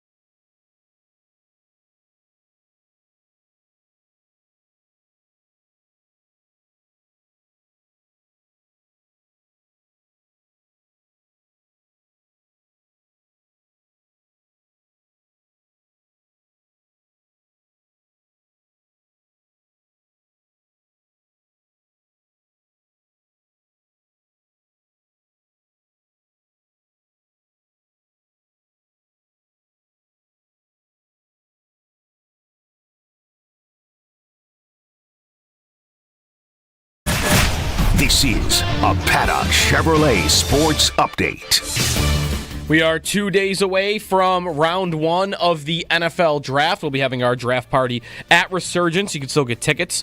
The Bills are slated to pick 30th. We could see some veterans traded along the way as well. Yesterday, Albert Breer, Sports Illustrated, reports that Jamison Williams could be on the market, that he's heard that from some people in the league. Williams, speed receiver for Detroit. Adam Schefter adds that Travis Etienne of the Jaguars and George Pickens of the Steelers could be on the trade market as well. In the Stanley Cup playoffs, last night, Washington takes game one in overtime against Montreal. Alex Ovechkin's first career overtime playoff game-winning goal. He had 2 goals and an assist on the night. Winnipeg takes a 2-0 series lead, beating St. Louis. Yesterday, Dallas in overtime over Colorado. That series tied 1-1, and the Kings beat the Oilers 6-5 to take game one. On the NBA side of the playoffs, Pistons over the Knicks and Clippers over the Nuggets. Both game twos yesterday, and both of those series are now tied at 1 game apiece. That's your Paddock Chevrolet Sports Update. Paddock Chevrolet celebrating 90 years of being your hometown dealership.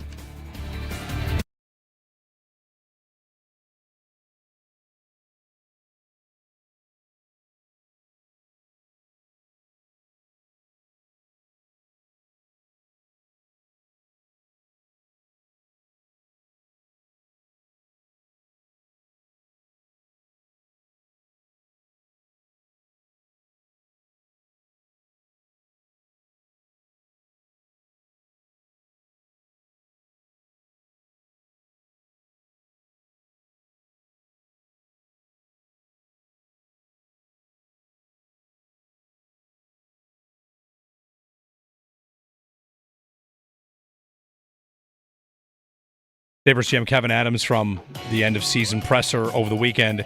Jeremy and Joe, good morning. Little Sabres chatter here, and specifically to talk about the Devin Levi path and how things are going. Joining us on the Western Hotline is David Leggio, former Amherst goalie and head coach of the Rochester Junior Americans, Olympian as well. Has a lot of experience, of course, in the net, and we'd like to talk to Owen about as a goalie as our segment, and he hooked us up with David to have a conversation here. David, good morning. Thanks for joining us. No, good morning, guys. Thanks for having me. It's interesting to hear Kevin Adams say we've been patient with Levi. As I heard that, I said to Joe off the air, they kind of thrust him into the role pretty quickly twice. So patience is a word I find to be interesting there. Yeah, when he first came in right out of college, I would guess that the agent kind of stipulated that he'd have to start in the NHL. But certainly he was riding high with how well he did in college. I think he set some records, with Northeastern. But certainly early on, he was, right in the NHL. I believe he made the opening day roster his first season. But it's good to see now that he's been able to go down and settle his game down and play a lot of minutes, which I think is really important for a young goalie. Yeah, it seems like things have settled down for him. Going to Rochester, I don't know, David. Like, I kind of viewed it the way that, I don't know, when you're a GM, you say to a player in that spot, it's not a failure to be going down there. But there's disappointment because he when he came up here, he was so exciting and so flashy early on that now it's kind of about building the foundation down there in Rochester. And that does appear to be going very well. No, I think you're absolutely right. I mean, I got to see him play a few times live, going back to some Amherst games, and I thought he looked really good. The numbers are there as well. I think he was at a 919 save percentage this year and in the 920s last year. And, I guess, he's 23 years old, maybe for a forward or a D, they could look at it that way. I don't know how he feels personally, but, for goalies, I think everyone knows it takes longer. He's still a baby at 23. And, I think if you look at metrics and what relates to ending up having an NHL career, really only the one true metrics that come through are games played in the minors. So for him now to have over 60 games, I believe, in the AHL and to be able to see all those situations against, pro-level shooters, I think is going to help him a lot to adjust to the speed and the style of the NHL when he gets his next chance. Right, and him still being in the American Hockey League and getting this experience at 23 You look at historically, David, it's not rare at all. It's actually more common that goalies take a couple more years of grooming in the AHL and the minors before getting here compared to forwards and defensemen. Do you have a explanation that comes to mind for that? Like why it takes not always forever, but Ryan Miller doesn't show up until he's 25 and Linus Ullmark until he's 26. Like why in some instances goalies take an extra year or two? Yeah, I think there's a few reasons. I think for the goalie themselves, it's just picking up those game situations and learning how to process the games. There's so many granular details that go into plays, and then when you get to that NHL level, they're amplified. Where if you make the smallest mistake, or if your strategy is off in a certain situation, obviously the guys are so good that they're going to pick you apart with a shot or a pass or something. So I think that the more you play in games as a goalie, the more you get those situations, the more you learn from them. And I think, the last few years in Buffalo, it's been interesting for me to see guys that are on the older side of their career. If you look at Reimer, early in his career, he was very athletic, and obviously he's not, 26 anymore. But when you watch him now, all these years of processing, building his, hockey computer, if you will, you can kind of see the way he's reading the game, and he has this elite level of cognitive ability. And that's, as a younger goalie, something that you really have to build, and you have to earn it. It just doesn't come. So for me, that's the biggest one. And then also, I think if you look around the league, goalies do make it older. So, there's good goalies playing into their mid to late 30s. So it's just harder to break in. There's only, 64 spots in the whole league. And, when you're 23, it's kind of hard to unseat one of those guys that's been around and done it for a long time. So, certainly in Buffalo, he seems to have a nice path. Obviously, that could change if they add somebody, but I think it's huge just to get a lot of games and be able to see those situations. David, as you lay that out, David Leggio joining us on the Western Hotline, that sounds like being a quarterback, right? I don't know that we often make the connection of these two positions, but the mental processing, and you're talking about veterans like Reimer, that's how Joe Flacco still has a job, right? He can process and do it that way. And I don't know that I've ever thought about goalie as quarterback for a comparison. Yeah, it's funny you say that. 'Cause excuse me, I used to view it that way a little bit. And I don't think I would have told my defensemen I view myself as a quarterback. They'd probably say I look more like the kicker with how I look. But I think that's 100% right. You have to be able to direct traffic out there. I think Kevin Weeks made a comment in the game the other night that he could hear one of the goalies directing traffic. And, you just have to be able to pick up on these little things. And, video, right? The quarterback room, and they're watching a lot of video. And I think that's really important, not just watching yourself, but watching the opponent and what you can expect to see. But just watching hockey in general, especially for your kids and young players, that was something that helped me a lot. I loved to watch hockey growing up, and I wouldn't just watch the goalies. I would watch the game. So, I remember, obviously growing up watching the Sabres, like Max Afinogenov would come in on a breakaway, and I watched him so much that I kind of saw what he was doing and felt like I could anticipate what was going to happen. So it's not like you're going to guess, but I think that you have to learn all these things. And video and live game action is the best way. And then for the older guys, it's such a stressful situation, it's such a stressful position. So like a guy like Reimer's been through all these things in his career. And I do think it helps to have a partner, when you're a young goalie that, can kind of share some knowledge. And, I was lucky in my career to play with Tim Thomas for a short time and be in the same organization as Ryan Miller and be able to pick their brains a little bit. And I think when you're young, even, Ryan's not that much older than me, but experience-wise, he was, well ahead. I always picked up so much from those conversations and hearing their perspectives and how they look at the game and look at the way that they read shot releases and situations. So I think it's huge to have a guy that's, more experienced in the room when you have a younger goalie, just like in the NFL when you have like a Joe Flacco with a younger or prime age quarterback. Is it any more important, all the processing that we're talking about for Levi specifically, because of his size, like how unique is his development, because he is a little bit smaller than a lot of goalies you'll see in the NHL level, especially. Like, does he have to be more perfect at all of this than somebody that might be 6'4", 6'5"?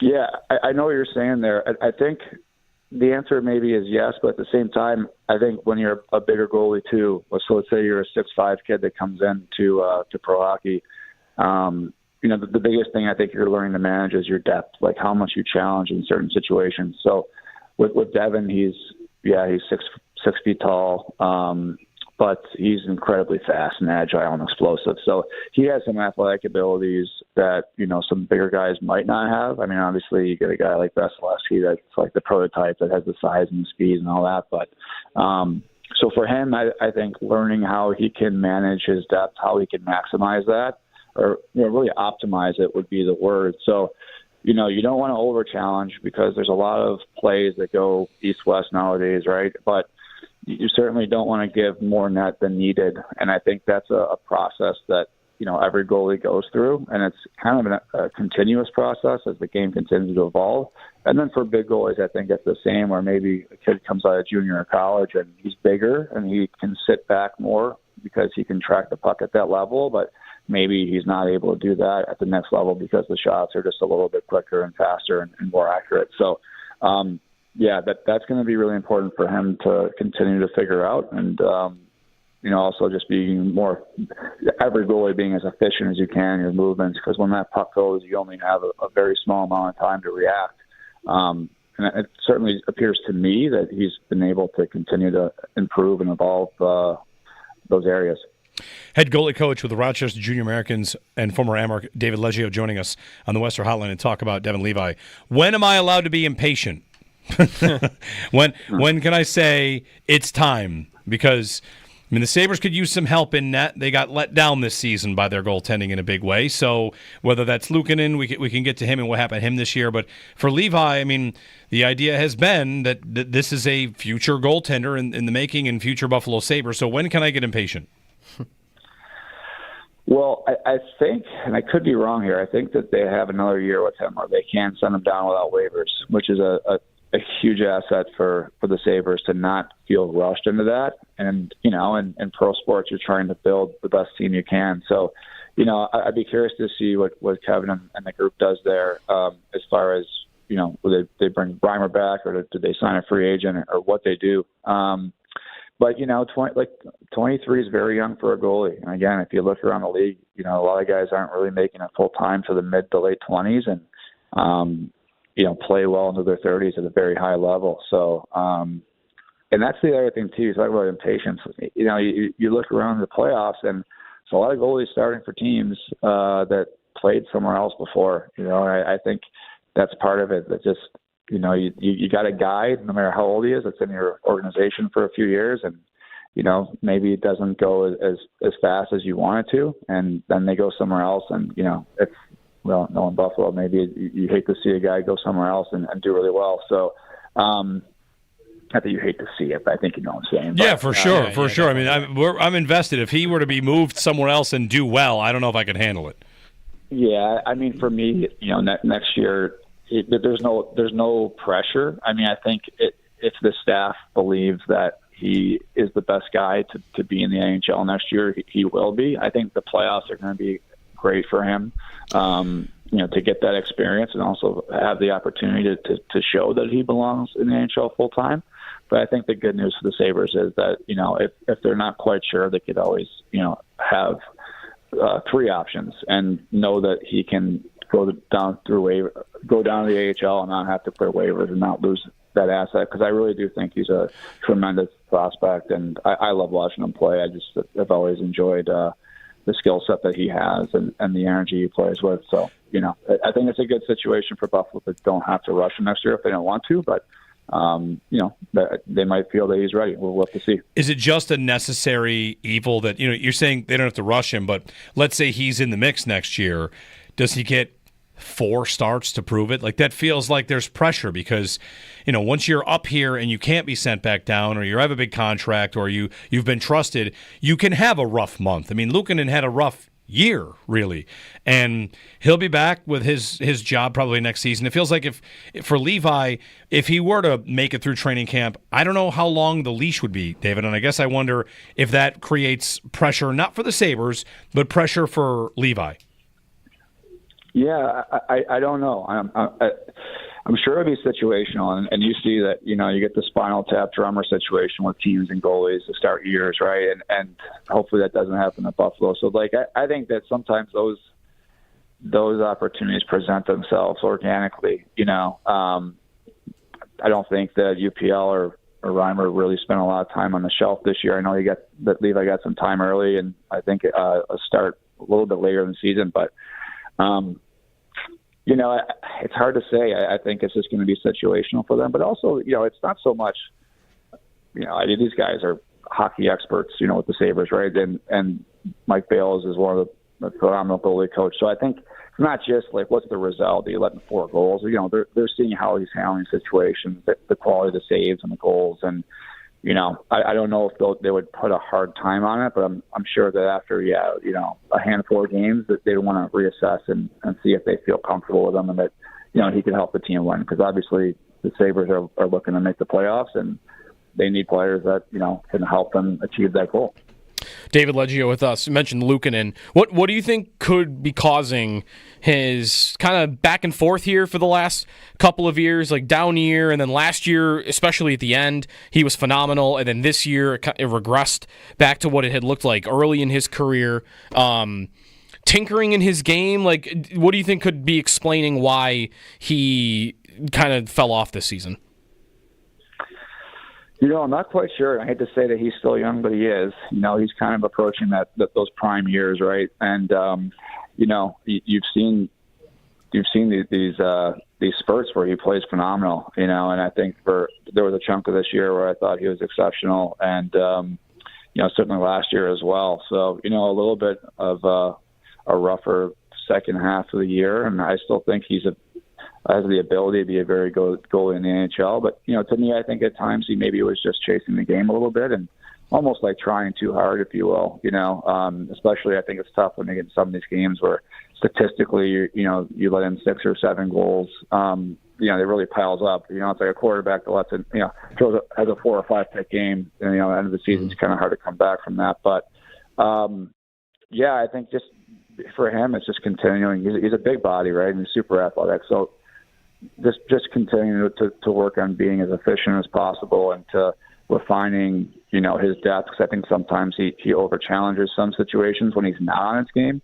But when he's on his game, he stays pretty calm. He's a little more aggressive for a guy his size, and he does have the athletic ability to do that. But yeah, it's just for him. I think that processing the strategic element of, how he's challenging in certain situations and the path he's taking on passes. And, I think he's definitely someone you want to have on your team because I've seen him at his best, and I think he's really good. But he just has to find that consistency, I think, with his positional play and just continuing to evolve and be more efficient. And I think that will help him to be a much more consistent starter in the NHL. David, thanks for the time this morning. Well, thanks for having me. Yeah, David Leggio, head goalie coach, Rochester Junior Americans, and former Amark on the Sabres. Well, Luukkonen, and also the future, Devin Levi. Amark's playoffs start this weekend. Friday night, game 1 against Syracuse. Maybe we should go to a game. I would love to go to a game. Let's go. Playoff hockey? We can't go Friday. No, draft party. We have a draft party. But yes, after that, we have to celebrate the Bills taking a receiver in the second round. Or be mad that they drafted a running back in the second round. They draft a running back in the second round. Not only am I going to be mad about that, I have to give you $20. Right, so I'll be fine. The bet is $20. Linebacker or running back. What do they take first in the draft? I have linebacker. You have running back. $20 American. Yeah. Yes, right. Unless we work out some side fantasy. Speaking of fantasy, you give me a third round pick instead of the $20. I do have a fantasy question for you a little bit later on. Okay. I'll save it. It's about Kincaid because I'm watching highlights. On SportsCenter today, there's a lot of Tyler Warren and the Michigan tight end. Yep. And, the story today about the Colts were like trying to find a three-down tight end, and they can't find one. Yeah, Brock Bowers, of course, is amazing. Oh, he's insane. And there's a point to be made about Kincaid there where, when the Bills drafted him, if you want to have a tight end because all the modern offenses have a pass-catching tight end, that's fine. I don't have a problem with that. I feel like it is, however, or it was, oversold the uniqueness that Kincaid was. Totally. It was not no one has a player like this. A lot of offenses do.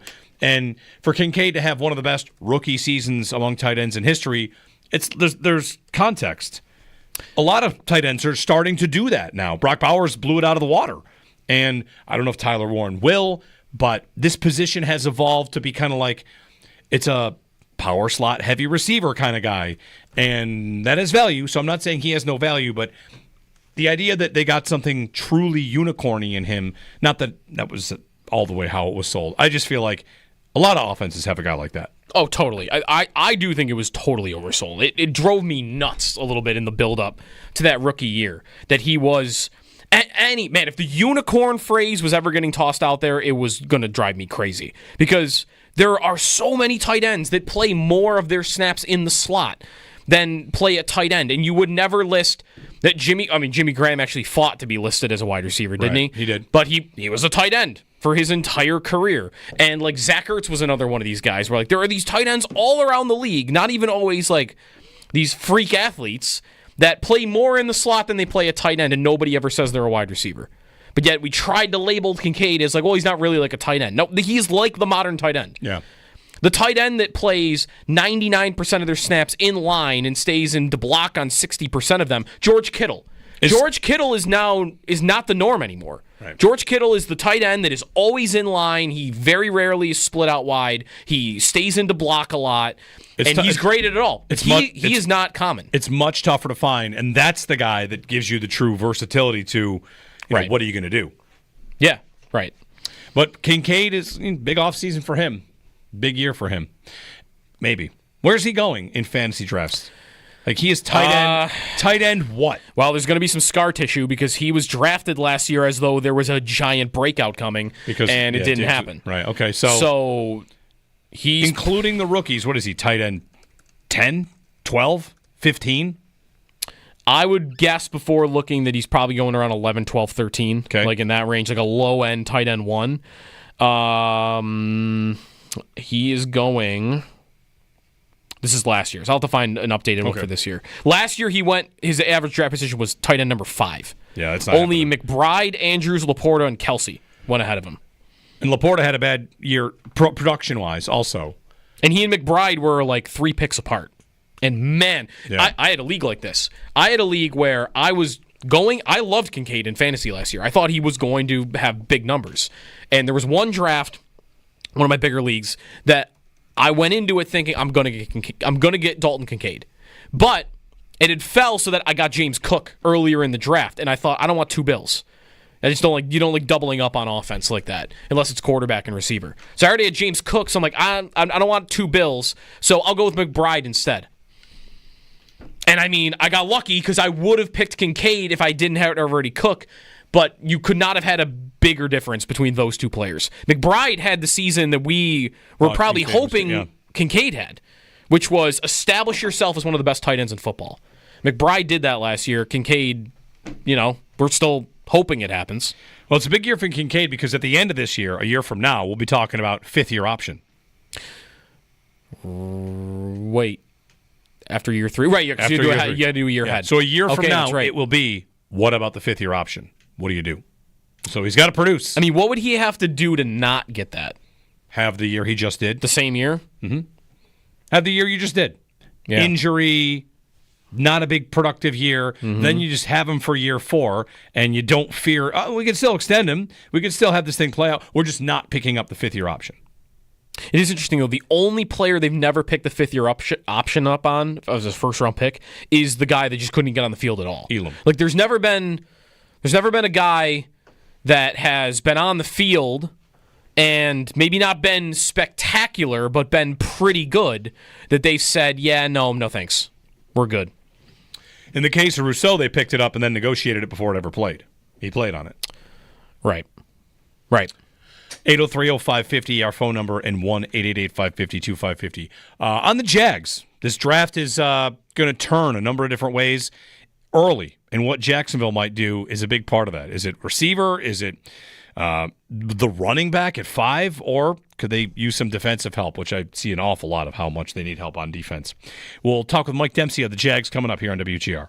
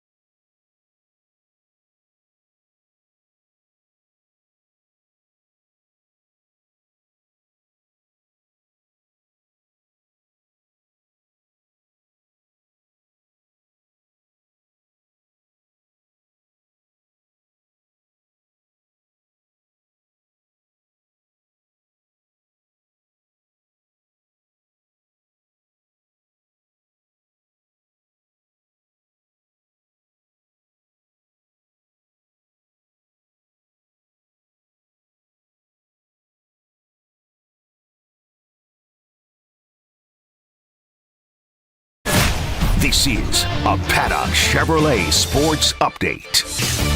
2 days from the NFL draft, could see some veterans moved. Albert Breer reports that people in league circles think that Jamison Williams could be available in Detroit. Also, Adam Schefter points to Jags running back Travis Etienne and Steelers wide receiver George Pickens as veterans that could also be available for trade. Stanley Cup playoffs last night. Montreal versus Washington, Game 1. Ovechkin scores in overtime to win it, his first career playoff overtime goal. Winnipeg over St. Louis to take a 2-0 series lead. Dallas over Colorado. That series tied 1-1. And then LA over Edmonton for the Kings to win Game 1. And in the NBA, just 2 games last night. Pistons over the Knicks and Clippers over the Nuggets. Both those series tied at 1 apiece. Those are your Paddock Chevrolet sports headlines. Paddock Chevrolet celebrating 90 years of being your hometown dealership. Caller text.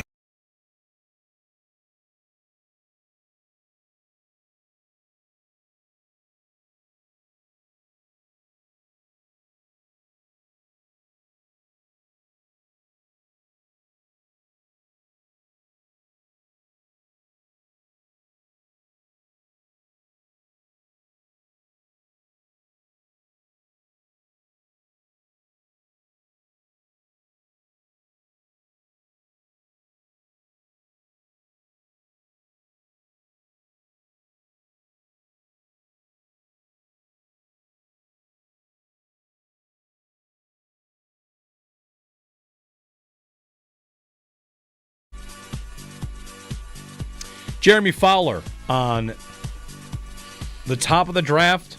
Ashton Jeanty, the running back conversation. I made that same sound effect when I heard that too. Like, ooh. Because I had not thought about that destination at all for him. The Jaguars have a very high pick. We're going to talk with Mike Dempsey, 1010XL, host of Jaguars Today, about what they might do with it.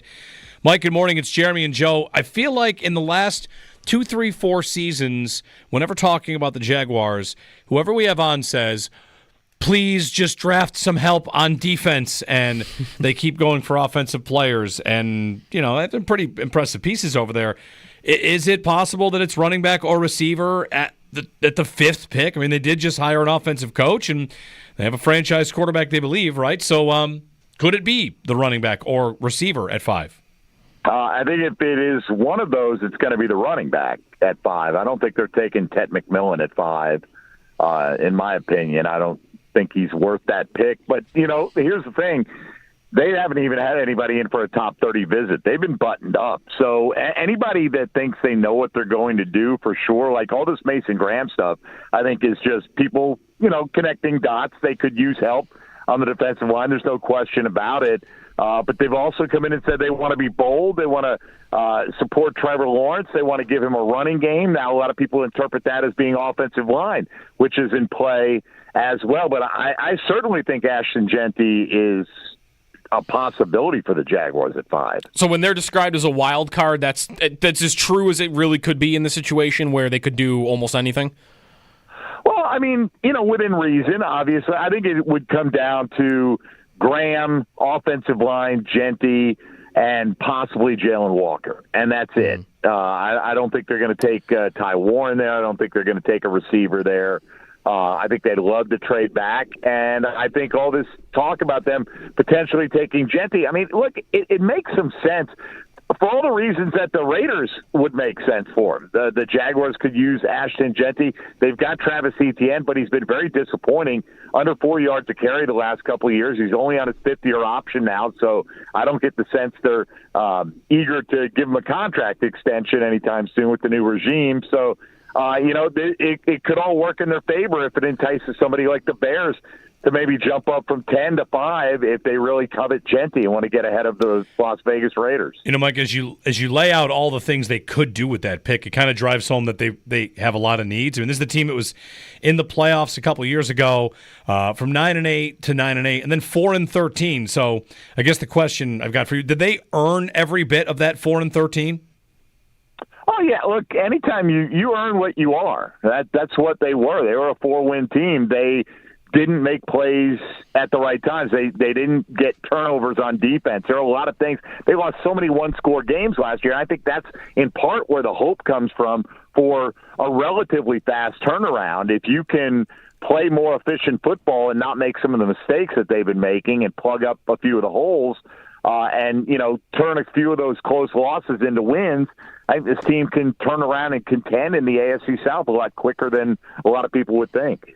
With Liam Cohen as the head coach, we're talking about Genty a little bit here and the 5th pick and supporting Trevor Lawrence. I mean, if I were there, I would think that's what it's all about, is just getting the most out of Trevor Lawrence on that contract, all the draft hype and the talent that he has. What do you kind of think, and I guess the draft pick is part of this too, but what do you feel like Cohen's vision is to get the most out of Lawrence now that he's in Jacksonville?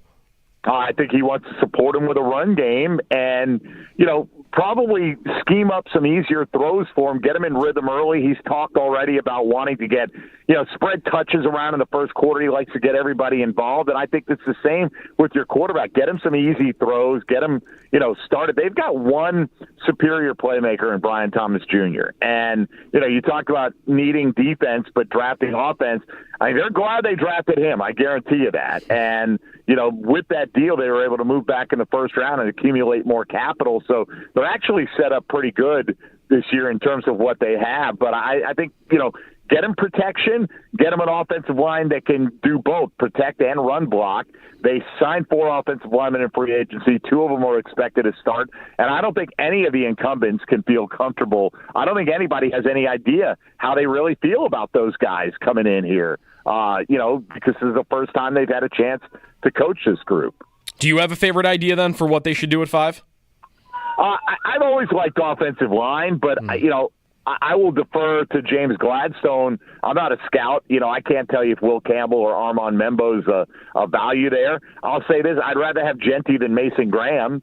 I think that, I understand it's deep at running back this year, but it's deep at defensive tackle as well. And I look at a guy who hasn't had a sack since October and wonder why he is such a consensus pick at number 5 overall. So if it came down to that, I might prefer Jalen Walker as well. They need edge rush help, and he would be able to play stand-up linebacker on first and second down and move up and help Trayvon Walker and Josh Hines-Allen in the pass rush. But Genty's intrigued. I'll say this. Genty is the one who would excite the fan base the most. That doesn't make it the best football decision necessarily.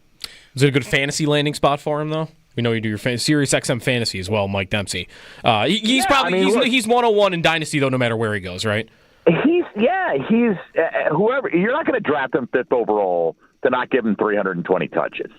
I don't think, unless Atlanta kind of did it with Bijan Robinson in his rookie season, but I think a lot of it would depend on who stays. Are they able to move Travis Etienne in a situation like that? But look, they turned Bucky Irving into a star in Tampa in the second half of the season last year. Ashton Genty is, every scouting report says he's the next coming of all the great running backs. So, if the offensive line is improved enough and they can still add to that with their other 9 picks, I think it would be a decent one. I don't know why it would be any worse necessarily than the Raiders. I can't quote you chapter and verse on their offensive line beyond Colton Miller, but I think, put it this way, he'd get the workload. They're not going to spend the first pick of their regime on a running back and not make him the featured part of the offense.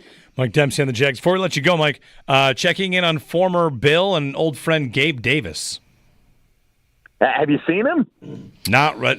We haven't. That's why we're asking. Well, I saw he changed his number. That's I think that's the only thing I've read about him in a while.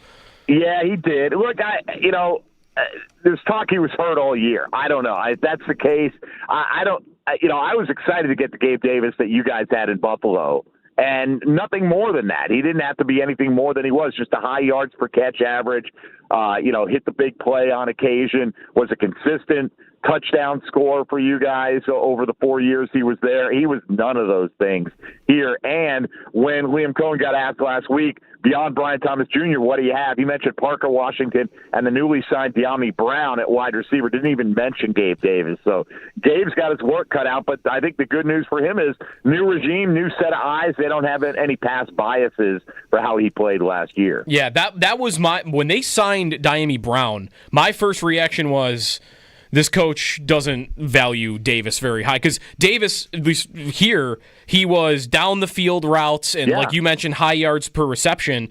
And we know Brian Thomas Jr. has elite speed, and Dimey Brown was a downfield weapon in Washington. So, like, what is Davis the third downfield option that they have in the offense? Which would mean he's not going to get many looks, and you'd have to wonder if he doesn't play special teams, what he's going to be doing on game day, honestly. And some of that will depend on how they address it. If they get a receiver at 36, it's going to push him even further down the depth chart. Obviously, if they go Ted McMillan at 5, he's going to walk in the door as a presumptive starter if they were to go that route. As far as the Genty stuff, I don't have a clue as to whether they're actually going to do it. I just want to make that clear if anybody in your audience thinks I'm suggesting that he is definitely coming to Jacksonville. I just do think they are a little bit more of a wild card than they've made out to be. All right, Mike Dempsey on the Western Hotline on the Jags. Thanks, Mike. Hey, thanks, guys. Looking back, if I may, look at what Gabe Davis is. Look at what Gabe Davis was. Mm-hmm. The Bills, for multiple seasons, rolled out Allen and Diggs and no one else worthy. We just kind of thought like, oh, yeah, Davis, he'll elevate to a new role. McKenzie, he'll elevate to a new role. We went from, forcing the ball to Diggs is bad. Why did he get all those targets? He was the only guy that deserved them. That's it. He's the only guy that deserved them. Yeah. And I was thinking about this morning because, what do? I think about the Bills and receivers all the time. He wakes up thinking about it. I wake up thinking about receivers. I woke up thinking about the Diggs drop against Kansas City. Because what would that have been if he just caught it? It would have been another one of my snarky, too bad you forced the ball to Diggs. Because there were so many times they forced the ball to Diggs and it worked. He was the only guy deserving of it being forced to him. Detroit. Right. One reason we remember it is not just the spot; it's that it didn't happen very often. That's right. He did not drop many balls at all. What was the other drop he had?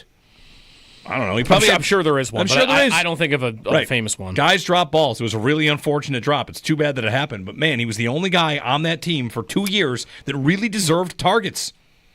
2 years. I mean, Davis already being out of favor. New coach, like that can happen to guys, but I mean, he didn't do anything in his 1 year there. Not surprising. Yeah. 13 mil? He definitely, by the way, we talked about this with Sal the other day. Gabe Davis, betting favorite to be the next two-stint Bill? I think it's a great pick. Hearing about him there, I mean, he's on the way out.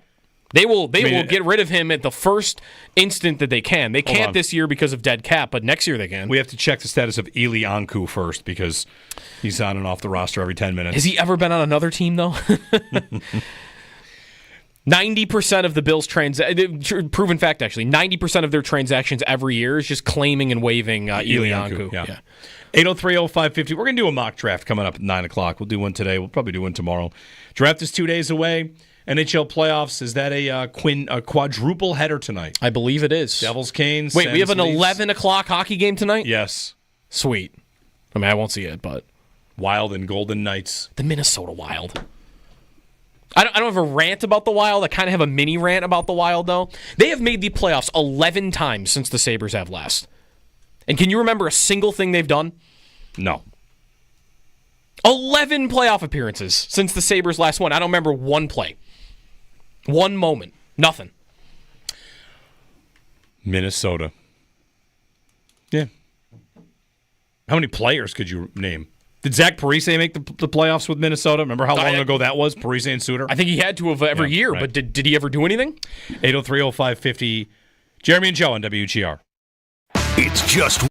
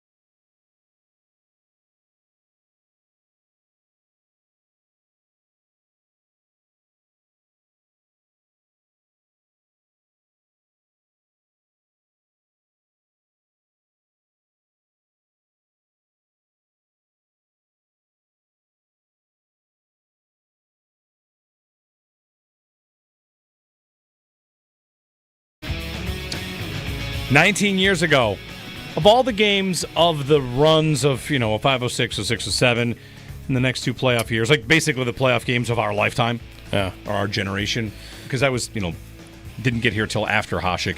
Yeah. That's the one I was not at that I wish that I was the most, because I was at a wedding. Mm-hmm. So I watched the game at a wedding, but man, that had to be incredible. The first game they're good at home, and that's how it ends. Like, man, incredible. Would he win a poll of the Buffalo sports athlete you wish played here longer? That's a great question, and probably yes. Would anybody even come close? He'd win it over Drury. He had a complete awesome career in Philly after he left.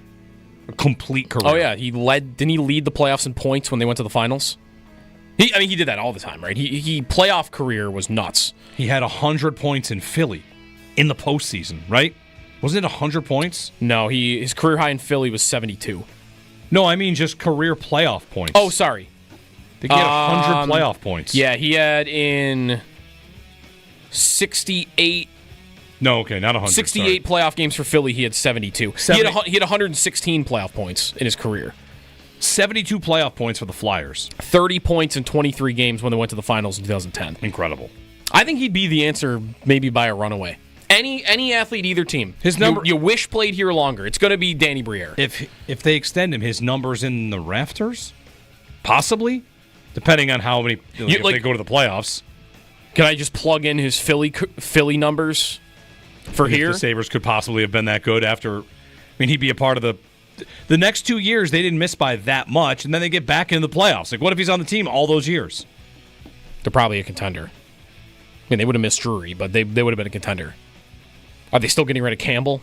Who knows? Have they let Vanek walk to Edmonton because they didn't want to pay all these? Yeah, I mean, there's a lot of what ifs, but if he's here, yeah, they're a better team. And yeah, I would have bet it. I'd bet it. Go back in time and let me change that. I bet he's in the rafters. Is he the GM? And he's the GM. He's definitely the GM. I mean, that one's easy. He might be the GM next year. Does he get fired in Philly? I mean, it's not going well for him there. None of the former Sabres are doing well with their teams. Drury's on the hot seat. Greer's still rebuilding, but they're like the worst team in like 10 years. So, yeah. What's that like? 803-0550 to join us, Jeremy and Joe. Mock draft on the other side. And a contest. We got a chance to win something, so hang with us through the break here on the other side.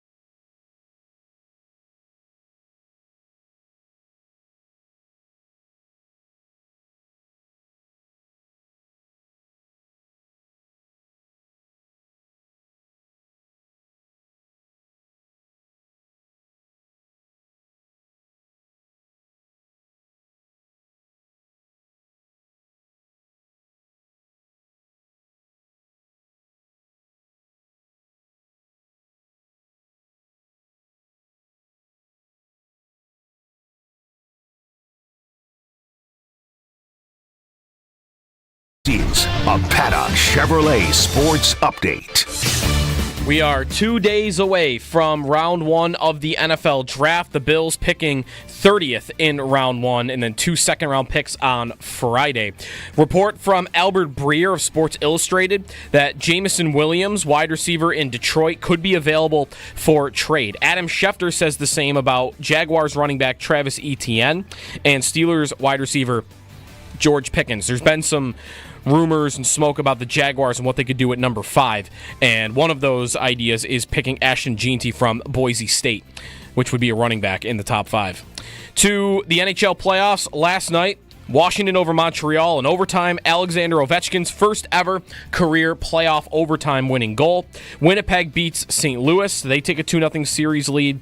And in Dallas, they win an overtime over Colorado to tie that series 1-1. Jeff Skinner plays his first ever playoff game in his career, but the Oilers fall to the Kings 6-5. Tonight in the Stanley Cup playoffs, you have a quadruple header. First game at 6, and then the final game at 11. So you've got staggered starts all throughout the night for the playoffs. Toronto and Ottawa at 7:30 among them. In the NBA playoffs last night, Knicks fall to the Pistons. That series tied 1-1. Clippers over the Nuggets. That series is also locked up at 1 game apiece. And in the NBA playoffs tonight, 3 games, including the late one, the Lakers hosting the Timberwolves down 1-0. That's your Paddock Chevrolet Sports Update. Paddock Chevrolet celebrating 90 years of being your hometown dealership.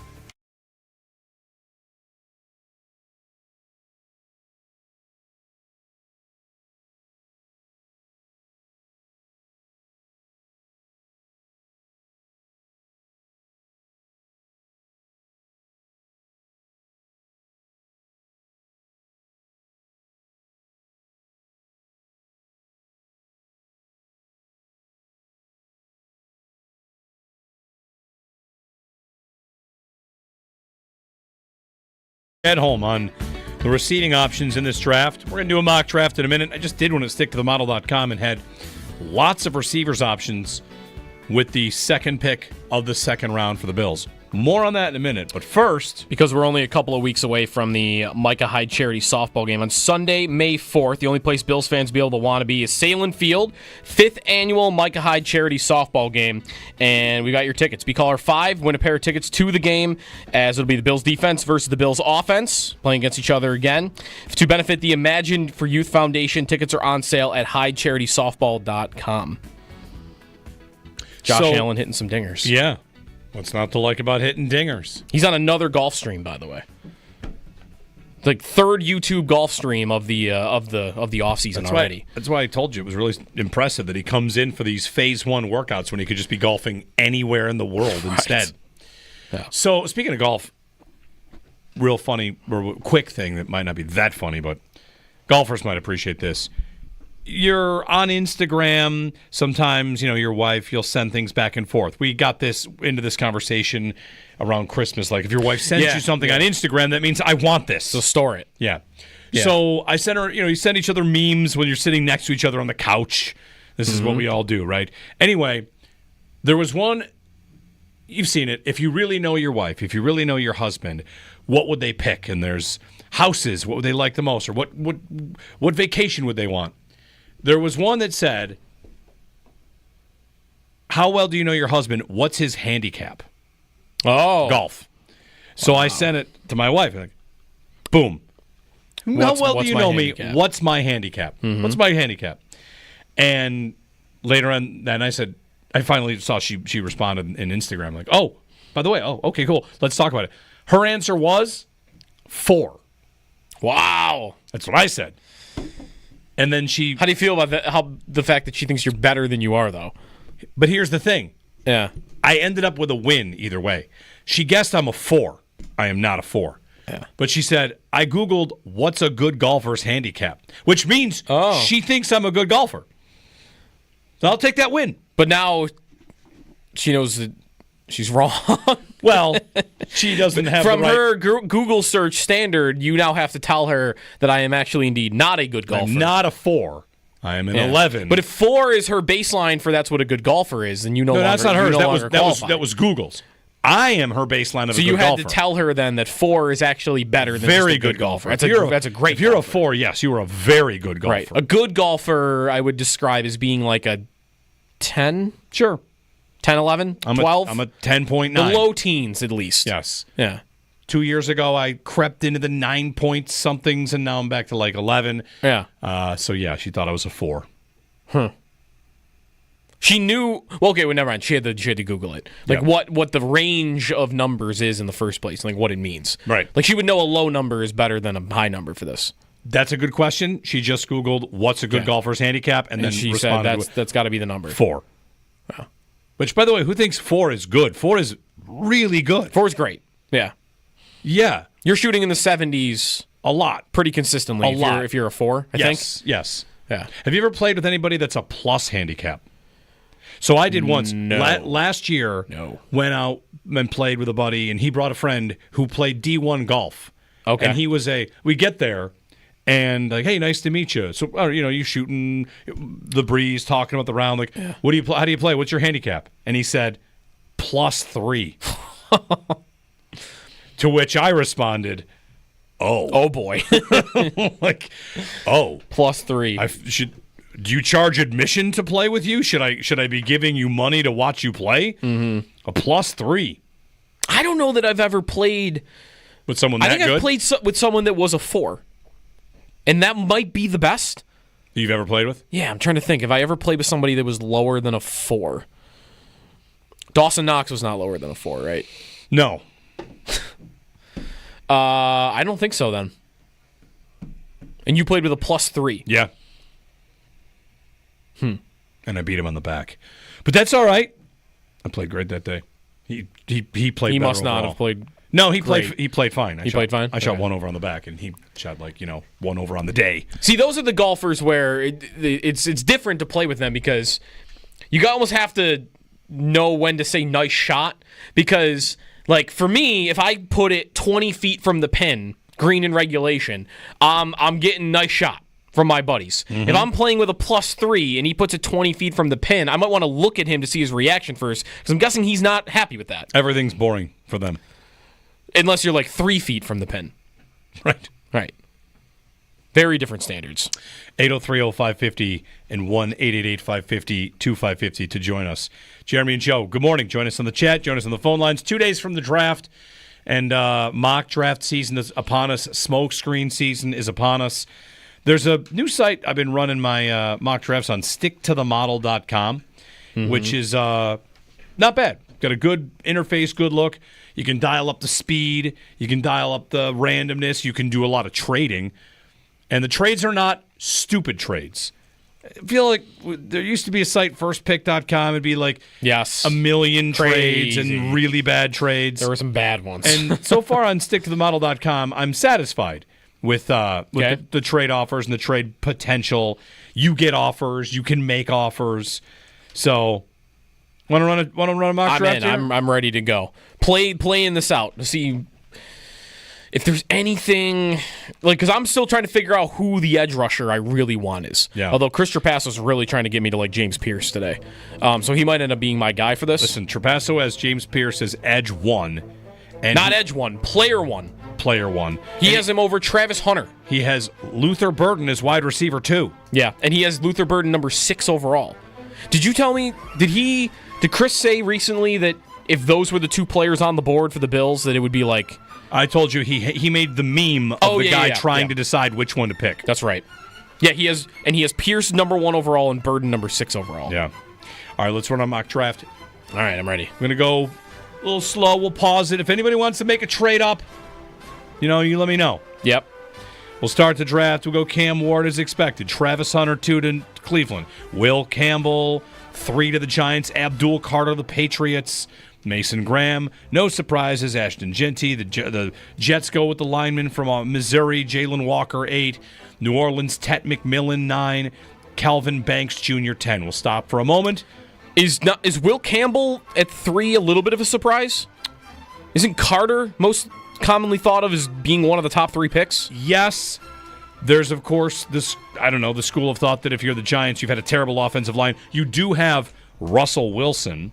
Right. I don't know Right. if you're not building for Russell Wilson, but for future offensive line help, Sure.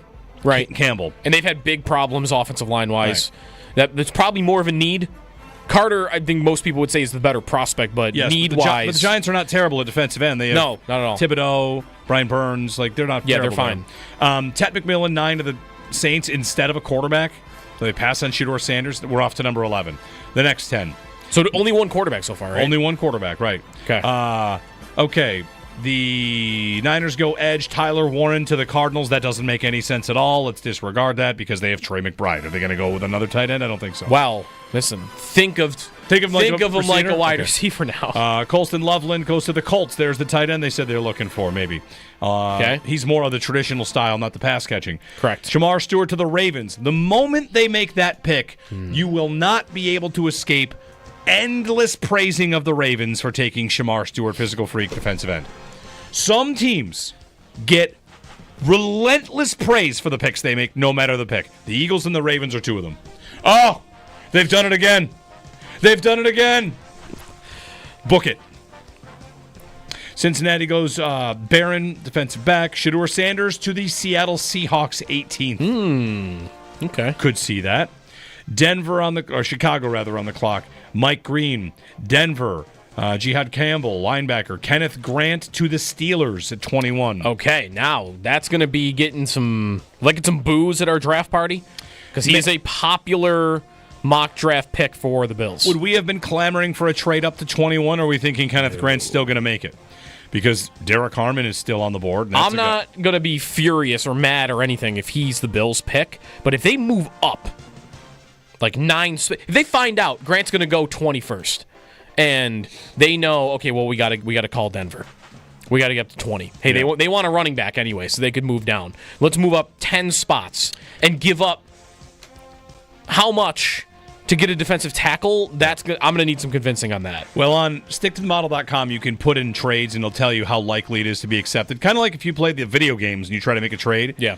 So, all right, the Chargers are on the clock. Kenneth Grant went. Maybe their start on defensive tackle started to go, and the Bills want to get in Derek Harmon, Oregon. Sure. Right? All right, let's find the way to get him. And let me put in the draft stuff here. The prices. Okay, to go from 30 to 22. Could you give them 62? Yes. That would get it done. Fair, they may accept it. If you go for a 4th round pick, likely they reject. You want to give up 62 to move up 8 spots? No. No, I don't want to do that. Okay. James Pierce, by the way, went right there. Ooh. To the Chargers. Packers, Dang. Nick Emenwari. Safety Malachi Starks goes 24th. Josh Simmons, offensive tackle, 25th to the Texans. They need help there. Derek Harmon goes 26th. 27th, Okay. Walter Nolan. That's another Bills. They sound like a lot of guys that we've talked about for the Bills. 28th, the defensive end from Boston College, Donovan Iziriaku. We're still working on pronouncing his name. I think you did pretty well there, though. All right. Ziriaku. Bills on the clock. And again, who just went? Half the guys we're talking about. Ring, ring, ring, ring. Oh, it's Brett Veach from the Kansas City Chiefs. Hang up. What's he want? Hang up. He maybe just wants to shoot the breeze. I do have 3 offers. I have an offer from the Jets, the Seahawks, and the Bucks. You can drop back 39th. So you drop 9 picks and get a second rounder for next year to do it. To move down to 35? To move to 39. To 39. Drop 9 spots, add a second rounder next year. If they're Can I earmark that second round pick to be used at like the trade deadline or something? Let me tell you who's on the Can that board. be allowed? It has to be spent on a veteran. Top prospects on the board according to Stick to the Model. Omarion Hampton is number 28 overall. No. Egbuka, Burden are 30 and 31. Interior offensive line, Gray Zabel. Offensive lineman again, Jackson Dart, quarterback. Siobhan Ravel, Maxwell Harrison, Trey Amos, Nick Scorton, all available.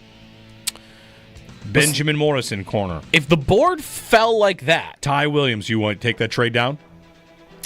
No, I was going to say, if the board fell like that, that's going to be very interesting to think about Burden and what they would think. Because they're going to have a draft grade on him. Yeah. And what if... Because in my mind, a lot of those players that went right before the Bills are their targets. James Pierce and Kenneth Grant and all these defensive linemen that just went right before them. They just went, yep. Maybe even Nick Emmanwori a little bit. All those guys, all the defensive players they love are gone. Yeah, like your next... But Burden is sitting there. There is Ty Williams. You see him right. Okay, to the Bills an awful lot. But, yeah, after Ty Williams, TJ Sanders... I mean, they've had him in. You kind of had your run on defensive line. On edge, Nick Scorton is... Like that's he had a little more production than his teammate at if you want to A&M, and they had him in on a visit. Yep. What do you want to do? In this board, I'm going to want them to pick Luther Burden. Let's trade down 9 spots. Let's see if we can still get him. So we're going to accept the trade with Tampa and go down to 39. For not either of us being very huge fans of trading down, we did end up trading down here. Yes, we did. Okay, so the Bucs take Egbuka, who I don't love the Egbuka fit. Yeah, for the Bills, I think their roles are kind of for Tampa. That's kind of a weird fit. Maybe Godwin is their slot receiver, and he just signed a new contract. And they have Jalen McMillan. Yes, yep, he's good. Anyway, all right, the Chiefs go offensive line. Gray Zabel goes, Hampton goes, Jackson Dart goes, Luther Burden 35th to Tennessee. Bills are up in 3 picks. Ravel, cornerback, East Carolina. Maxwell Hairston, Trey Amos. We are furious. We're furious. Those 9 picks. Those 9 picks, everybody you ever heard of just went. Players available. Well, you said the corners are still there, though. All 3. I mean, Benjamin Morrison's there. Oh, no, those were the players that went? They all just went. Oh, I thought you said those were the corners that were left. Oh, that's very bad.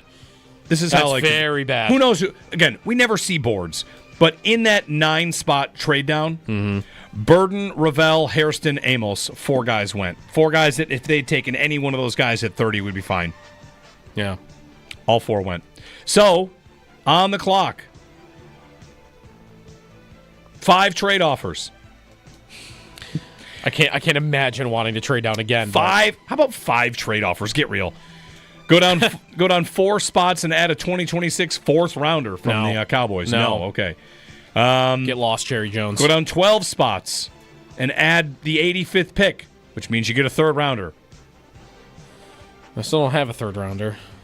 And I'm going down how far to make that happen? 12.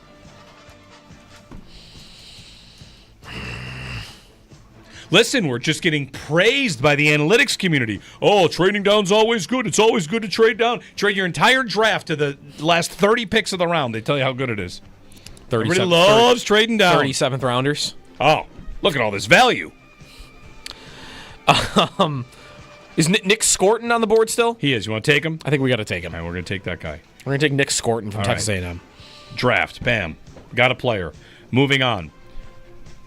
39th. So the Bills are up at 56 coming up. Okay. Jaden Higgins goes to the Jets. Gets fined. Didn't want him anyway. Okay. Ty Williams, defensive tackle, goes to Dallas. Benjamin Morrison to the Colts. Landon Jackson, a guy the Bills have met with 100 times, goes 46th to the Eagles. Oh, Howie Roseman's done it again. Howie Roseman's done it again. Sorry, they're going to do that with that pick, no doubt. Trevion Henderson to the Cowboys. Is just the Eagles and the Ravens for you on this? Is there another team that has this too? I think it's just those 2. Okay. It's just those 2. No matter what they do, No matter what, it's genius. All right. Coming up on the Bills pick, 56, Mason Taylor, tight end Carson Schlesinger goes, but mocked him in the first round by Adam Schefter. Any other receivers go off the board in the midst? The Bills are up on the clock, and the best receiver available is Trey Harris, Ole Miss. Jalen Noel is there. Jack Besh, Jalen Royals, Isaiah Bond. They are all right here. I like a lot of these guys. So here's going to be the dilemma. I'm going to want them to pick a receiver. If they've picked edge with their first pick, then they have 2 needs for defensive players that probably could play right away with 2 second-round picks. A corner and a defensive tackle. And which position... If you want the receiver, which position are you okay punting? And saying, nah, we're good. We'll spend a 4th-round pick on it, and we'll sign another veteran. The answer that they always give in that question is receiver. They will always defer to spending less on the receiver. Right? Yeah. So should we give them a corner and a defensive tackle? Well, we already drafted an edge. Yep. If you want a corner, top name on the board is Darian Porter. People love him. Yep, that's the guy. Athletic freak, draft Darian Porter. Yep. Okay, done. 6'3", ran a 4.30. Yeah, crazy athlete. Jalen Milroe goes there. Xavier Watts. Trey Harris goes. Xavier Watts in round 2, huh? And now on to the Bills' 60th pick. Okay. We've taken a corner. We've taken an edge. Best defensive lineman, Omar Norman Lott. Josh Farmer, the Bills have met with him a bunch. And wide receiver, your best option is Jalen Noel still. Well, Josh Farmer, who they've met with, as you said, he is listed at 6'3", 305. Mm-hmm. Disruptive interior defensive lineman, penetration. Still adding functional strength. See, this is where is Alfred Collins still on the board? Is he gone? He's 6'6", 332. Massive lineman, Texas guy. Because to me, like that's the guy they need. Tyleik Williams is gone, right? Yep. If there's not a guy, though, then this is where you go, all right, are we doing best available or are we picking for need? Because defensive lineman Deion Walker, 331. Size, That's anchor against double teams, quickness. They've met with him. He's coming off a major back injury, but he's crazy athlete if he could stay healthy. Okay. Deion Walker. There you go. We did it. And we went edge. I don't like this draft. Edge, corner. How are you going to feel waking up the next defensive line? Monday morning, they've done this. They've traded down out of round 1. They had 3 seconds, and they spent all 3 seconds on edge, tackle, corner. We feel good? The grade. I don't love that draft, but I mean it's fine, right? Like it's not worth getting totally upset over. Stick to the model gave us an A-. All right.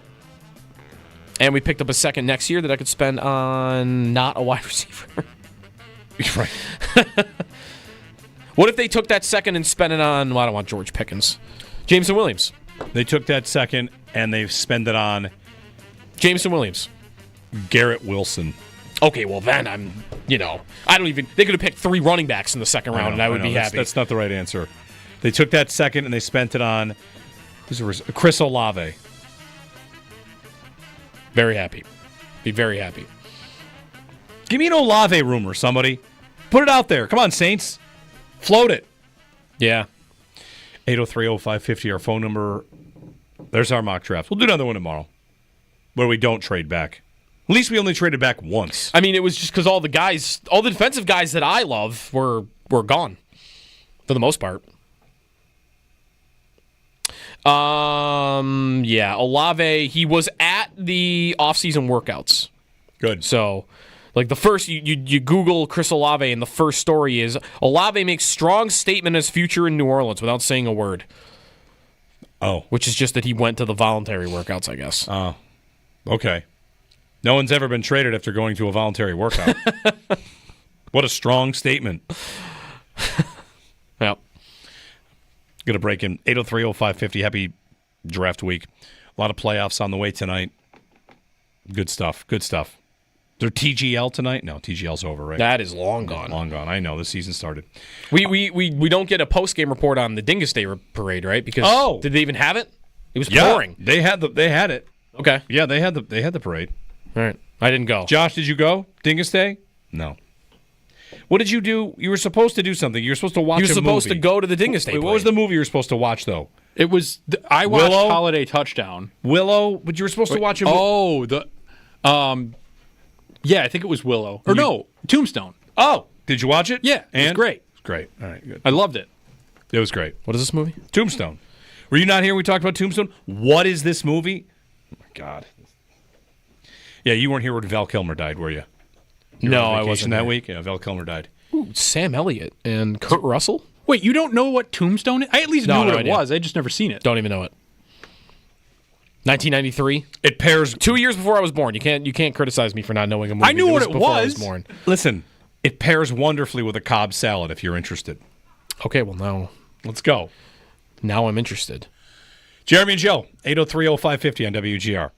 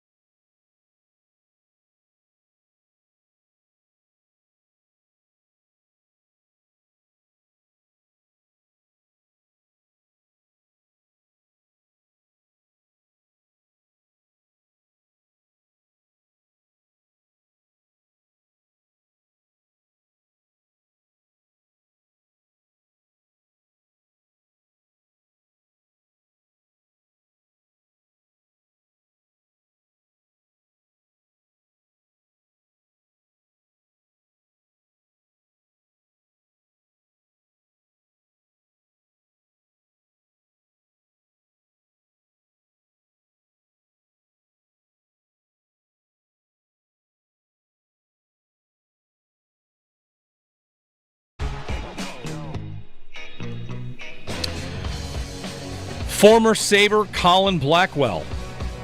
Where was he in your Sabres playoff trivia? Welcome to the world of former Sabres producing in the playoffs, I guess. Colin Blackwell? Colin Blackwell. Is he count as a former Sabre, though? He never played for the Sabres. He was just in like a development camp? He played for the Amherst. He never even was on a two-way contract for the Sabres. He participated in their rookie camp. Okay. So I don't count him All right. as a former Sabre, personally. So no. Does not count, he said. No. Hey, good for Jeff Skinner, though, getting his first playoff game. I saw Skinner was a -3 at one point in the game, though. You know. That'll happen. Numbers, schmumbers. Analytics. Who needs them? Who is now the active player with the most games played without a playoff appearance? I know the answer. Do you? Ristolainen? Yeah, it's Ristolainen. And then I believe it's Dahlin.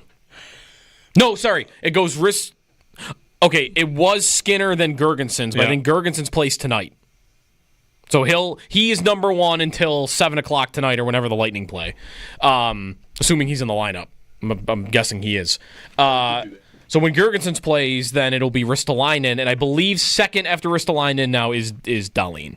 Colin Blackwell should constitute as a former Sabre because his hockey reference photo has him in a Sabres jersey. Yeah, but he was never under contract with the Sabres. But he's wearing a jersey. Yeah, so was the guy who got an invite from Canisius because they needed a goalie during a practice 12 years ago.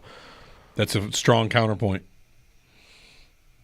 I have a picture of me in a Sabre jersey. It does not make me a former Sabre. Another strong counterpoint. You don't have a hockey reference page, do you? I've skated on that ice and taken a picture in a Sabre uniform. I qualify in the same way Colin Blackwell does. All right, you've won. I guess you've won. Gergensons played 82 games for Tampa this year. Yeah, all 82? All 82. Let me guess. He scored 7 goals. Lower. 5 goals. Lower. Man, I'm guessing 3 goals. Lower. 2. 2? Yeah. He played 82 games and scored 2 goals? 6 points. Yikes. In 82 games, 11 minutes of ice time, almost 12 a night. 6 points. What is he? What is he, a fighter? He had 6 points.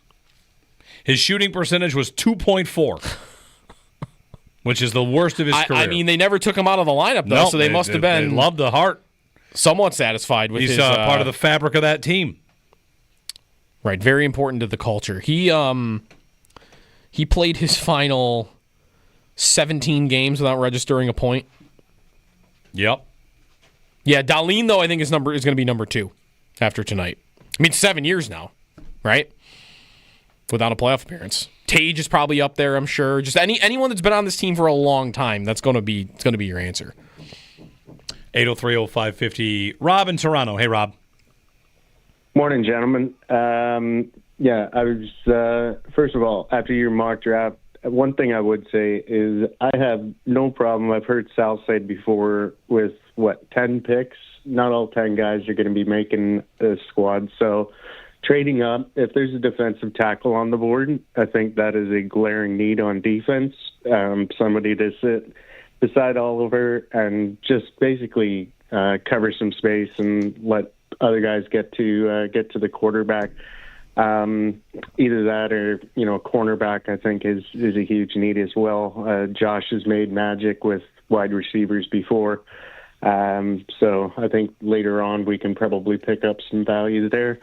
I have a golf story for you. So playing with a +3 and you laughed, like, do I have to pay? So I was staying at Fairmont Del Mar in San Diego. If you haven't been to play golf in San Diego, I'm telling you, you have to go. I was going there to play Torrey Pines, and I wanted to play the Fairmont course. And so I'd phoned in advance, and the day I was getting there, they were aerating the golf course. So fortunately, I got the head pro when I phoned, and he said, I understand. I'll get you set up at Torrey. I'll see what I can do about getting you on another course. So he ended up phoning me back and said, I've got you on this private course called the Sands, and hopefully maybe I can get a chance to play with you as well. And I was like, oh, okay. So I show up at this place, the Sands, super private track. and I was walking up to the putting green, and I talked to the marshal, and I was like, what do the greens run at here? And he's like, oh, it's Seniors Day, so they're running at 13 on the stump meter. I was like, oh, okay. And sure enough, there's the head pro from the Fairmont there. I greeted him, and he's like, yeah, I brought our assistant pro as well. I'm like, oh, okay. And he's like, our fourth is just down there on the range right now hitting balls. And I look down, and he's like, you might know him. It's Jonas Blith. And Jonas Blith at the time was, I think, 135th in the world, like a PGA Tour pro. Mm-hmm. And I was like, okay. So sure enough, we had to tip it up. So we're playing the back deck, 7,300 yards, greens rolling at 13. And Jonas goes through the first 6 holes, probably should have been 3 under, was 1 under. And I tried talking to him about golf, but literally he shut that down. And this was right at the time of the Olympics. And all he wanted to do was, he knew I was Canadian, all he wanted to do was talk about Swedish hockey, or talk about hockey. So we're going through the rounds, and Jonas now is basically 7 under through his next 6 holes.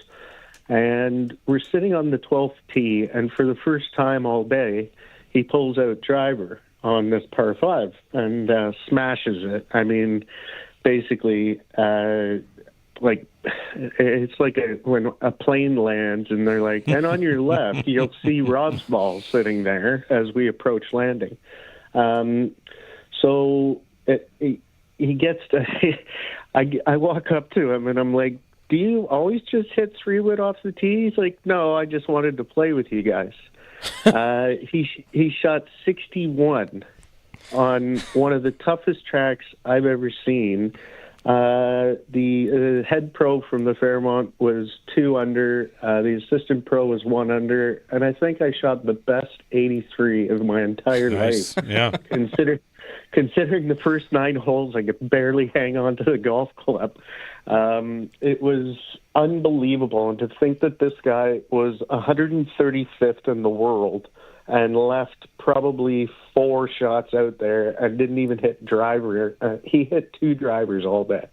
It was one of the most incredible things I've ever witnessed. And yeah, you think of +3, and then you think about 135th in the world. Like, these guys, it's just remarkable how good they are. And you sit there in awe and just effortless. And the guy's no bigger than I am. He's like 5'9", maybe 175 pounds, and just smashes it. And short game that just, I don't know, you shake your head. Like, you forget you're even playing golf watching a guy like that. Yeah. So thanks, Rob. Yeah, no problem, guys. Listen, have a great day and happy draft week. Thanks. You too. Someone that's that good at golf, to see someone that's that good at golf in person would be, to me, as impressive as actually seeing Spider-Man. Like a person swinging, climbing on the ceilings. Yes, I would put them on the same tier. You can do that anytime you want. You can just hit that ball that far, that straight, and then you just hit a 61. Spider-Man swings by. Not now. I'm talking to Jonas. Spider-Man. I'm talking to Jonas. What is it like living life like this? Just with this ability to dominate courses? Wow. As he's telling that story, I'm thinking about F1 drivers. Same thing. You drive how fast? I'm that impressed by someone that is that good at golf. It doesn't even make sense to me. Crazy. Yeah. All right, Extendo Sports, when we return, the Northtown Automotive Extra Point Show. There's some media down at One Bills Drive today, so you've got the boys in for Sal on the Extra Point Show. Sal, of course, will be checking in. We'll hear from Brandon Bean, Josh Allen, maybe some more. So stay tuned. Lots of coverage coming before the draft, which is 2 days away from Green Bay, which, a preemptive shot. No one can get that upset if that when the Bills host a draft, not that many prospects come. What's Green Bay, down to 15? Guys are afraid of not getting drafted in the first round. Yeah. There's Jackson Dart is and canceled. a couple of them are guys that like Jalen Milroe might not go in the first round. Mm-hmm. So you might get 10 guys up there shaking Goodell's hand in round 1. Including cornerback/receiver Travis Hunter. I had someone text in a tremendous question about Travis Hunter that I don't think anybody else has thought about if, in fact, the Bills found a way to get him. That's next. It's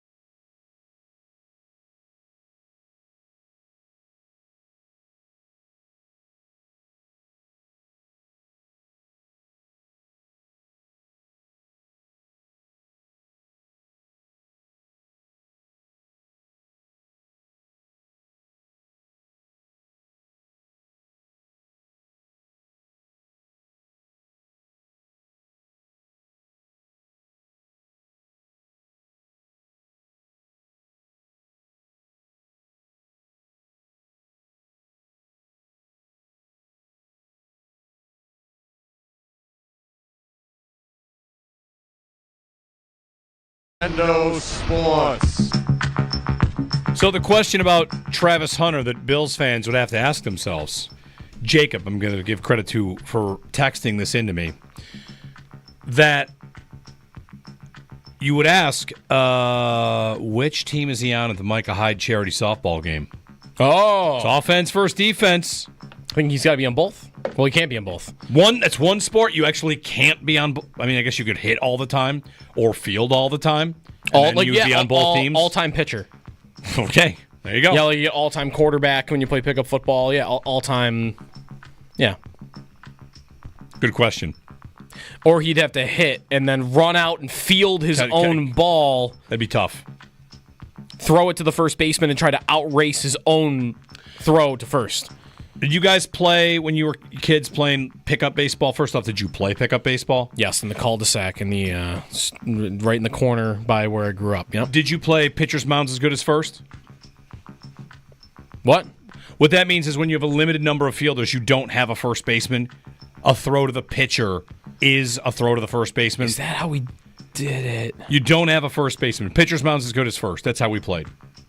So you could have outfielders, shortstop, second base. Yes. You don't field a first baseman. More off. No, okay, yeah, that would have been how we did it. Yeah. It would have had to be. Because what else would you do? You could have a throw in. You could have a first baseman and not have a second baseman, but that would be stupid. Right. Did you also sometimes close fields, like right field's closed? You don't have enough people. You're playing. We definitely didn't do that. Never did that? Okay. We definitely didn't do that. that. If you got a lefty up, you close left field where I'm talking you're playing pickup baseball and there's 6 people. I can't field the whole baseball field. We've got to. I think pickup baseball was always harder because of all this. Like just to get a game together. I played pickup baseball because I think 2,000 times. 2,000 times? Maybe not, but I probably played a lot. street hockey 2,000 times. Yeah. But not baseball only a little bit. Like 99, that cul-de-sac where I grew up, 99.9% was hockey and then 0.1% was baseball. We maybe played baseball 5 times and hockey, like hundreds. 30 seconds, a minute on all the rules you made up for all your games. In street hockey, no slap shots? Were they allowed? Did the goalie have the gear for it? If the goalie had the gear. We had goalies that had enough gear. Okay, we slap shots were allowed? I think actually there'd be like 2 kids that weren't allowed to do it because their shot was so hard. It's like Derrick Henry in high school. Like you can't do this. You're shooting 70-mile-per-hour slap shots. We're 9 years old. You can't be doing this. What else? You play 21 basketball? Played a lot of 21. 21, yeah. I like 21. Baseball, basketball, football. There's a game I'll have to describe for you maybe another time called Basket War, which is the greatest game of all time. Okay. But you need 4 hoops. Teams of 2. I like it. You are assigned a home hoop. That hoop can't allow more than 5 baskets.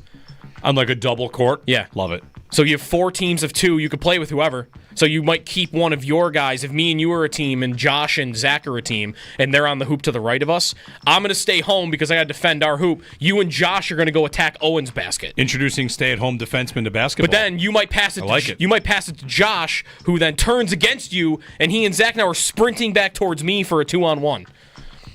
Interesting. Lots of betrayal. Wow. You could also get that in World Cup if you ever played that with soccer. World Cup, yeah. No. That was great. Played lots of World Cup. You pair off, and then there'd be 2 goalies in the net with 2 balls, and you'd have teams of 2 all out in the field. If you score, you're on to the next round. The last team that hasn't scored is eliminated, and you go on to the final. It's great. Yeah. Good stuff. All right, we're back tomorrow. Joe Marino, the Locked On Bills podcast, will be joining us for his weekly hit here. Sal will be joining us to recap what Brandon Beane and Josh Allen have to say today. There's some media down at One Bills Drive. It's phase 1 of workouts, and we're, of course, counting down the days to the draft. So back with you tomorrow morning here on WGR.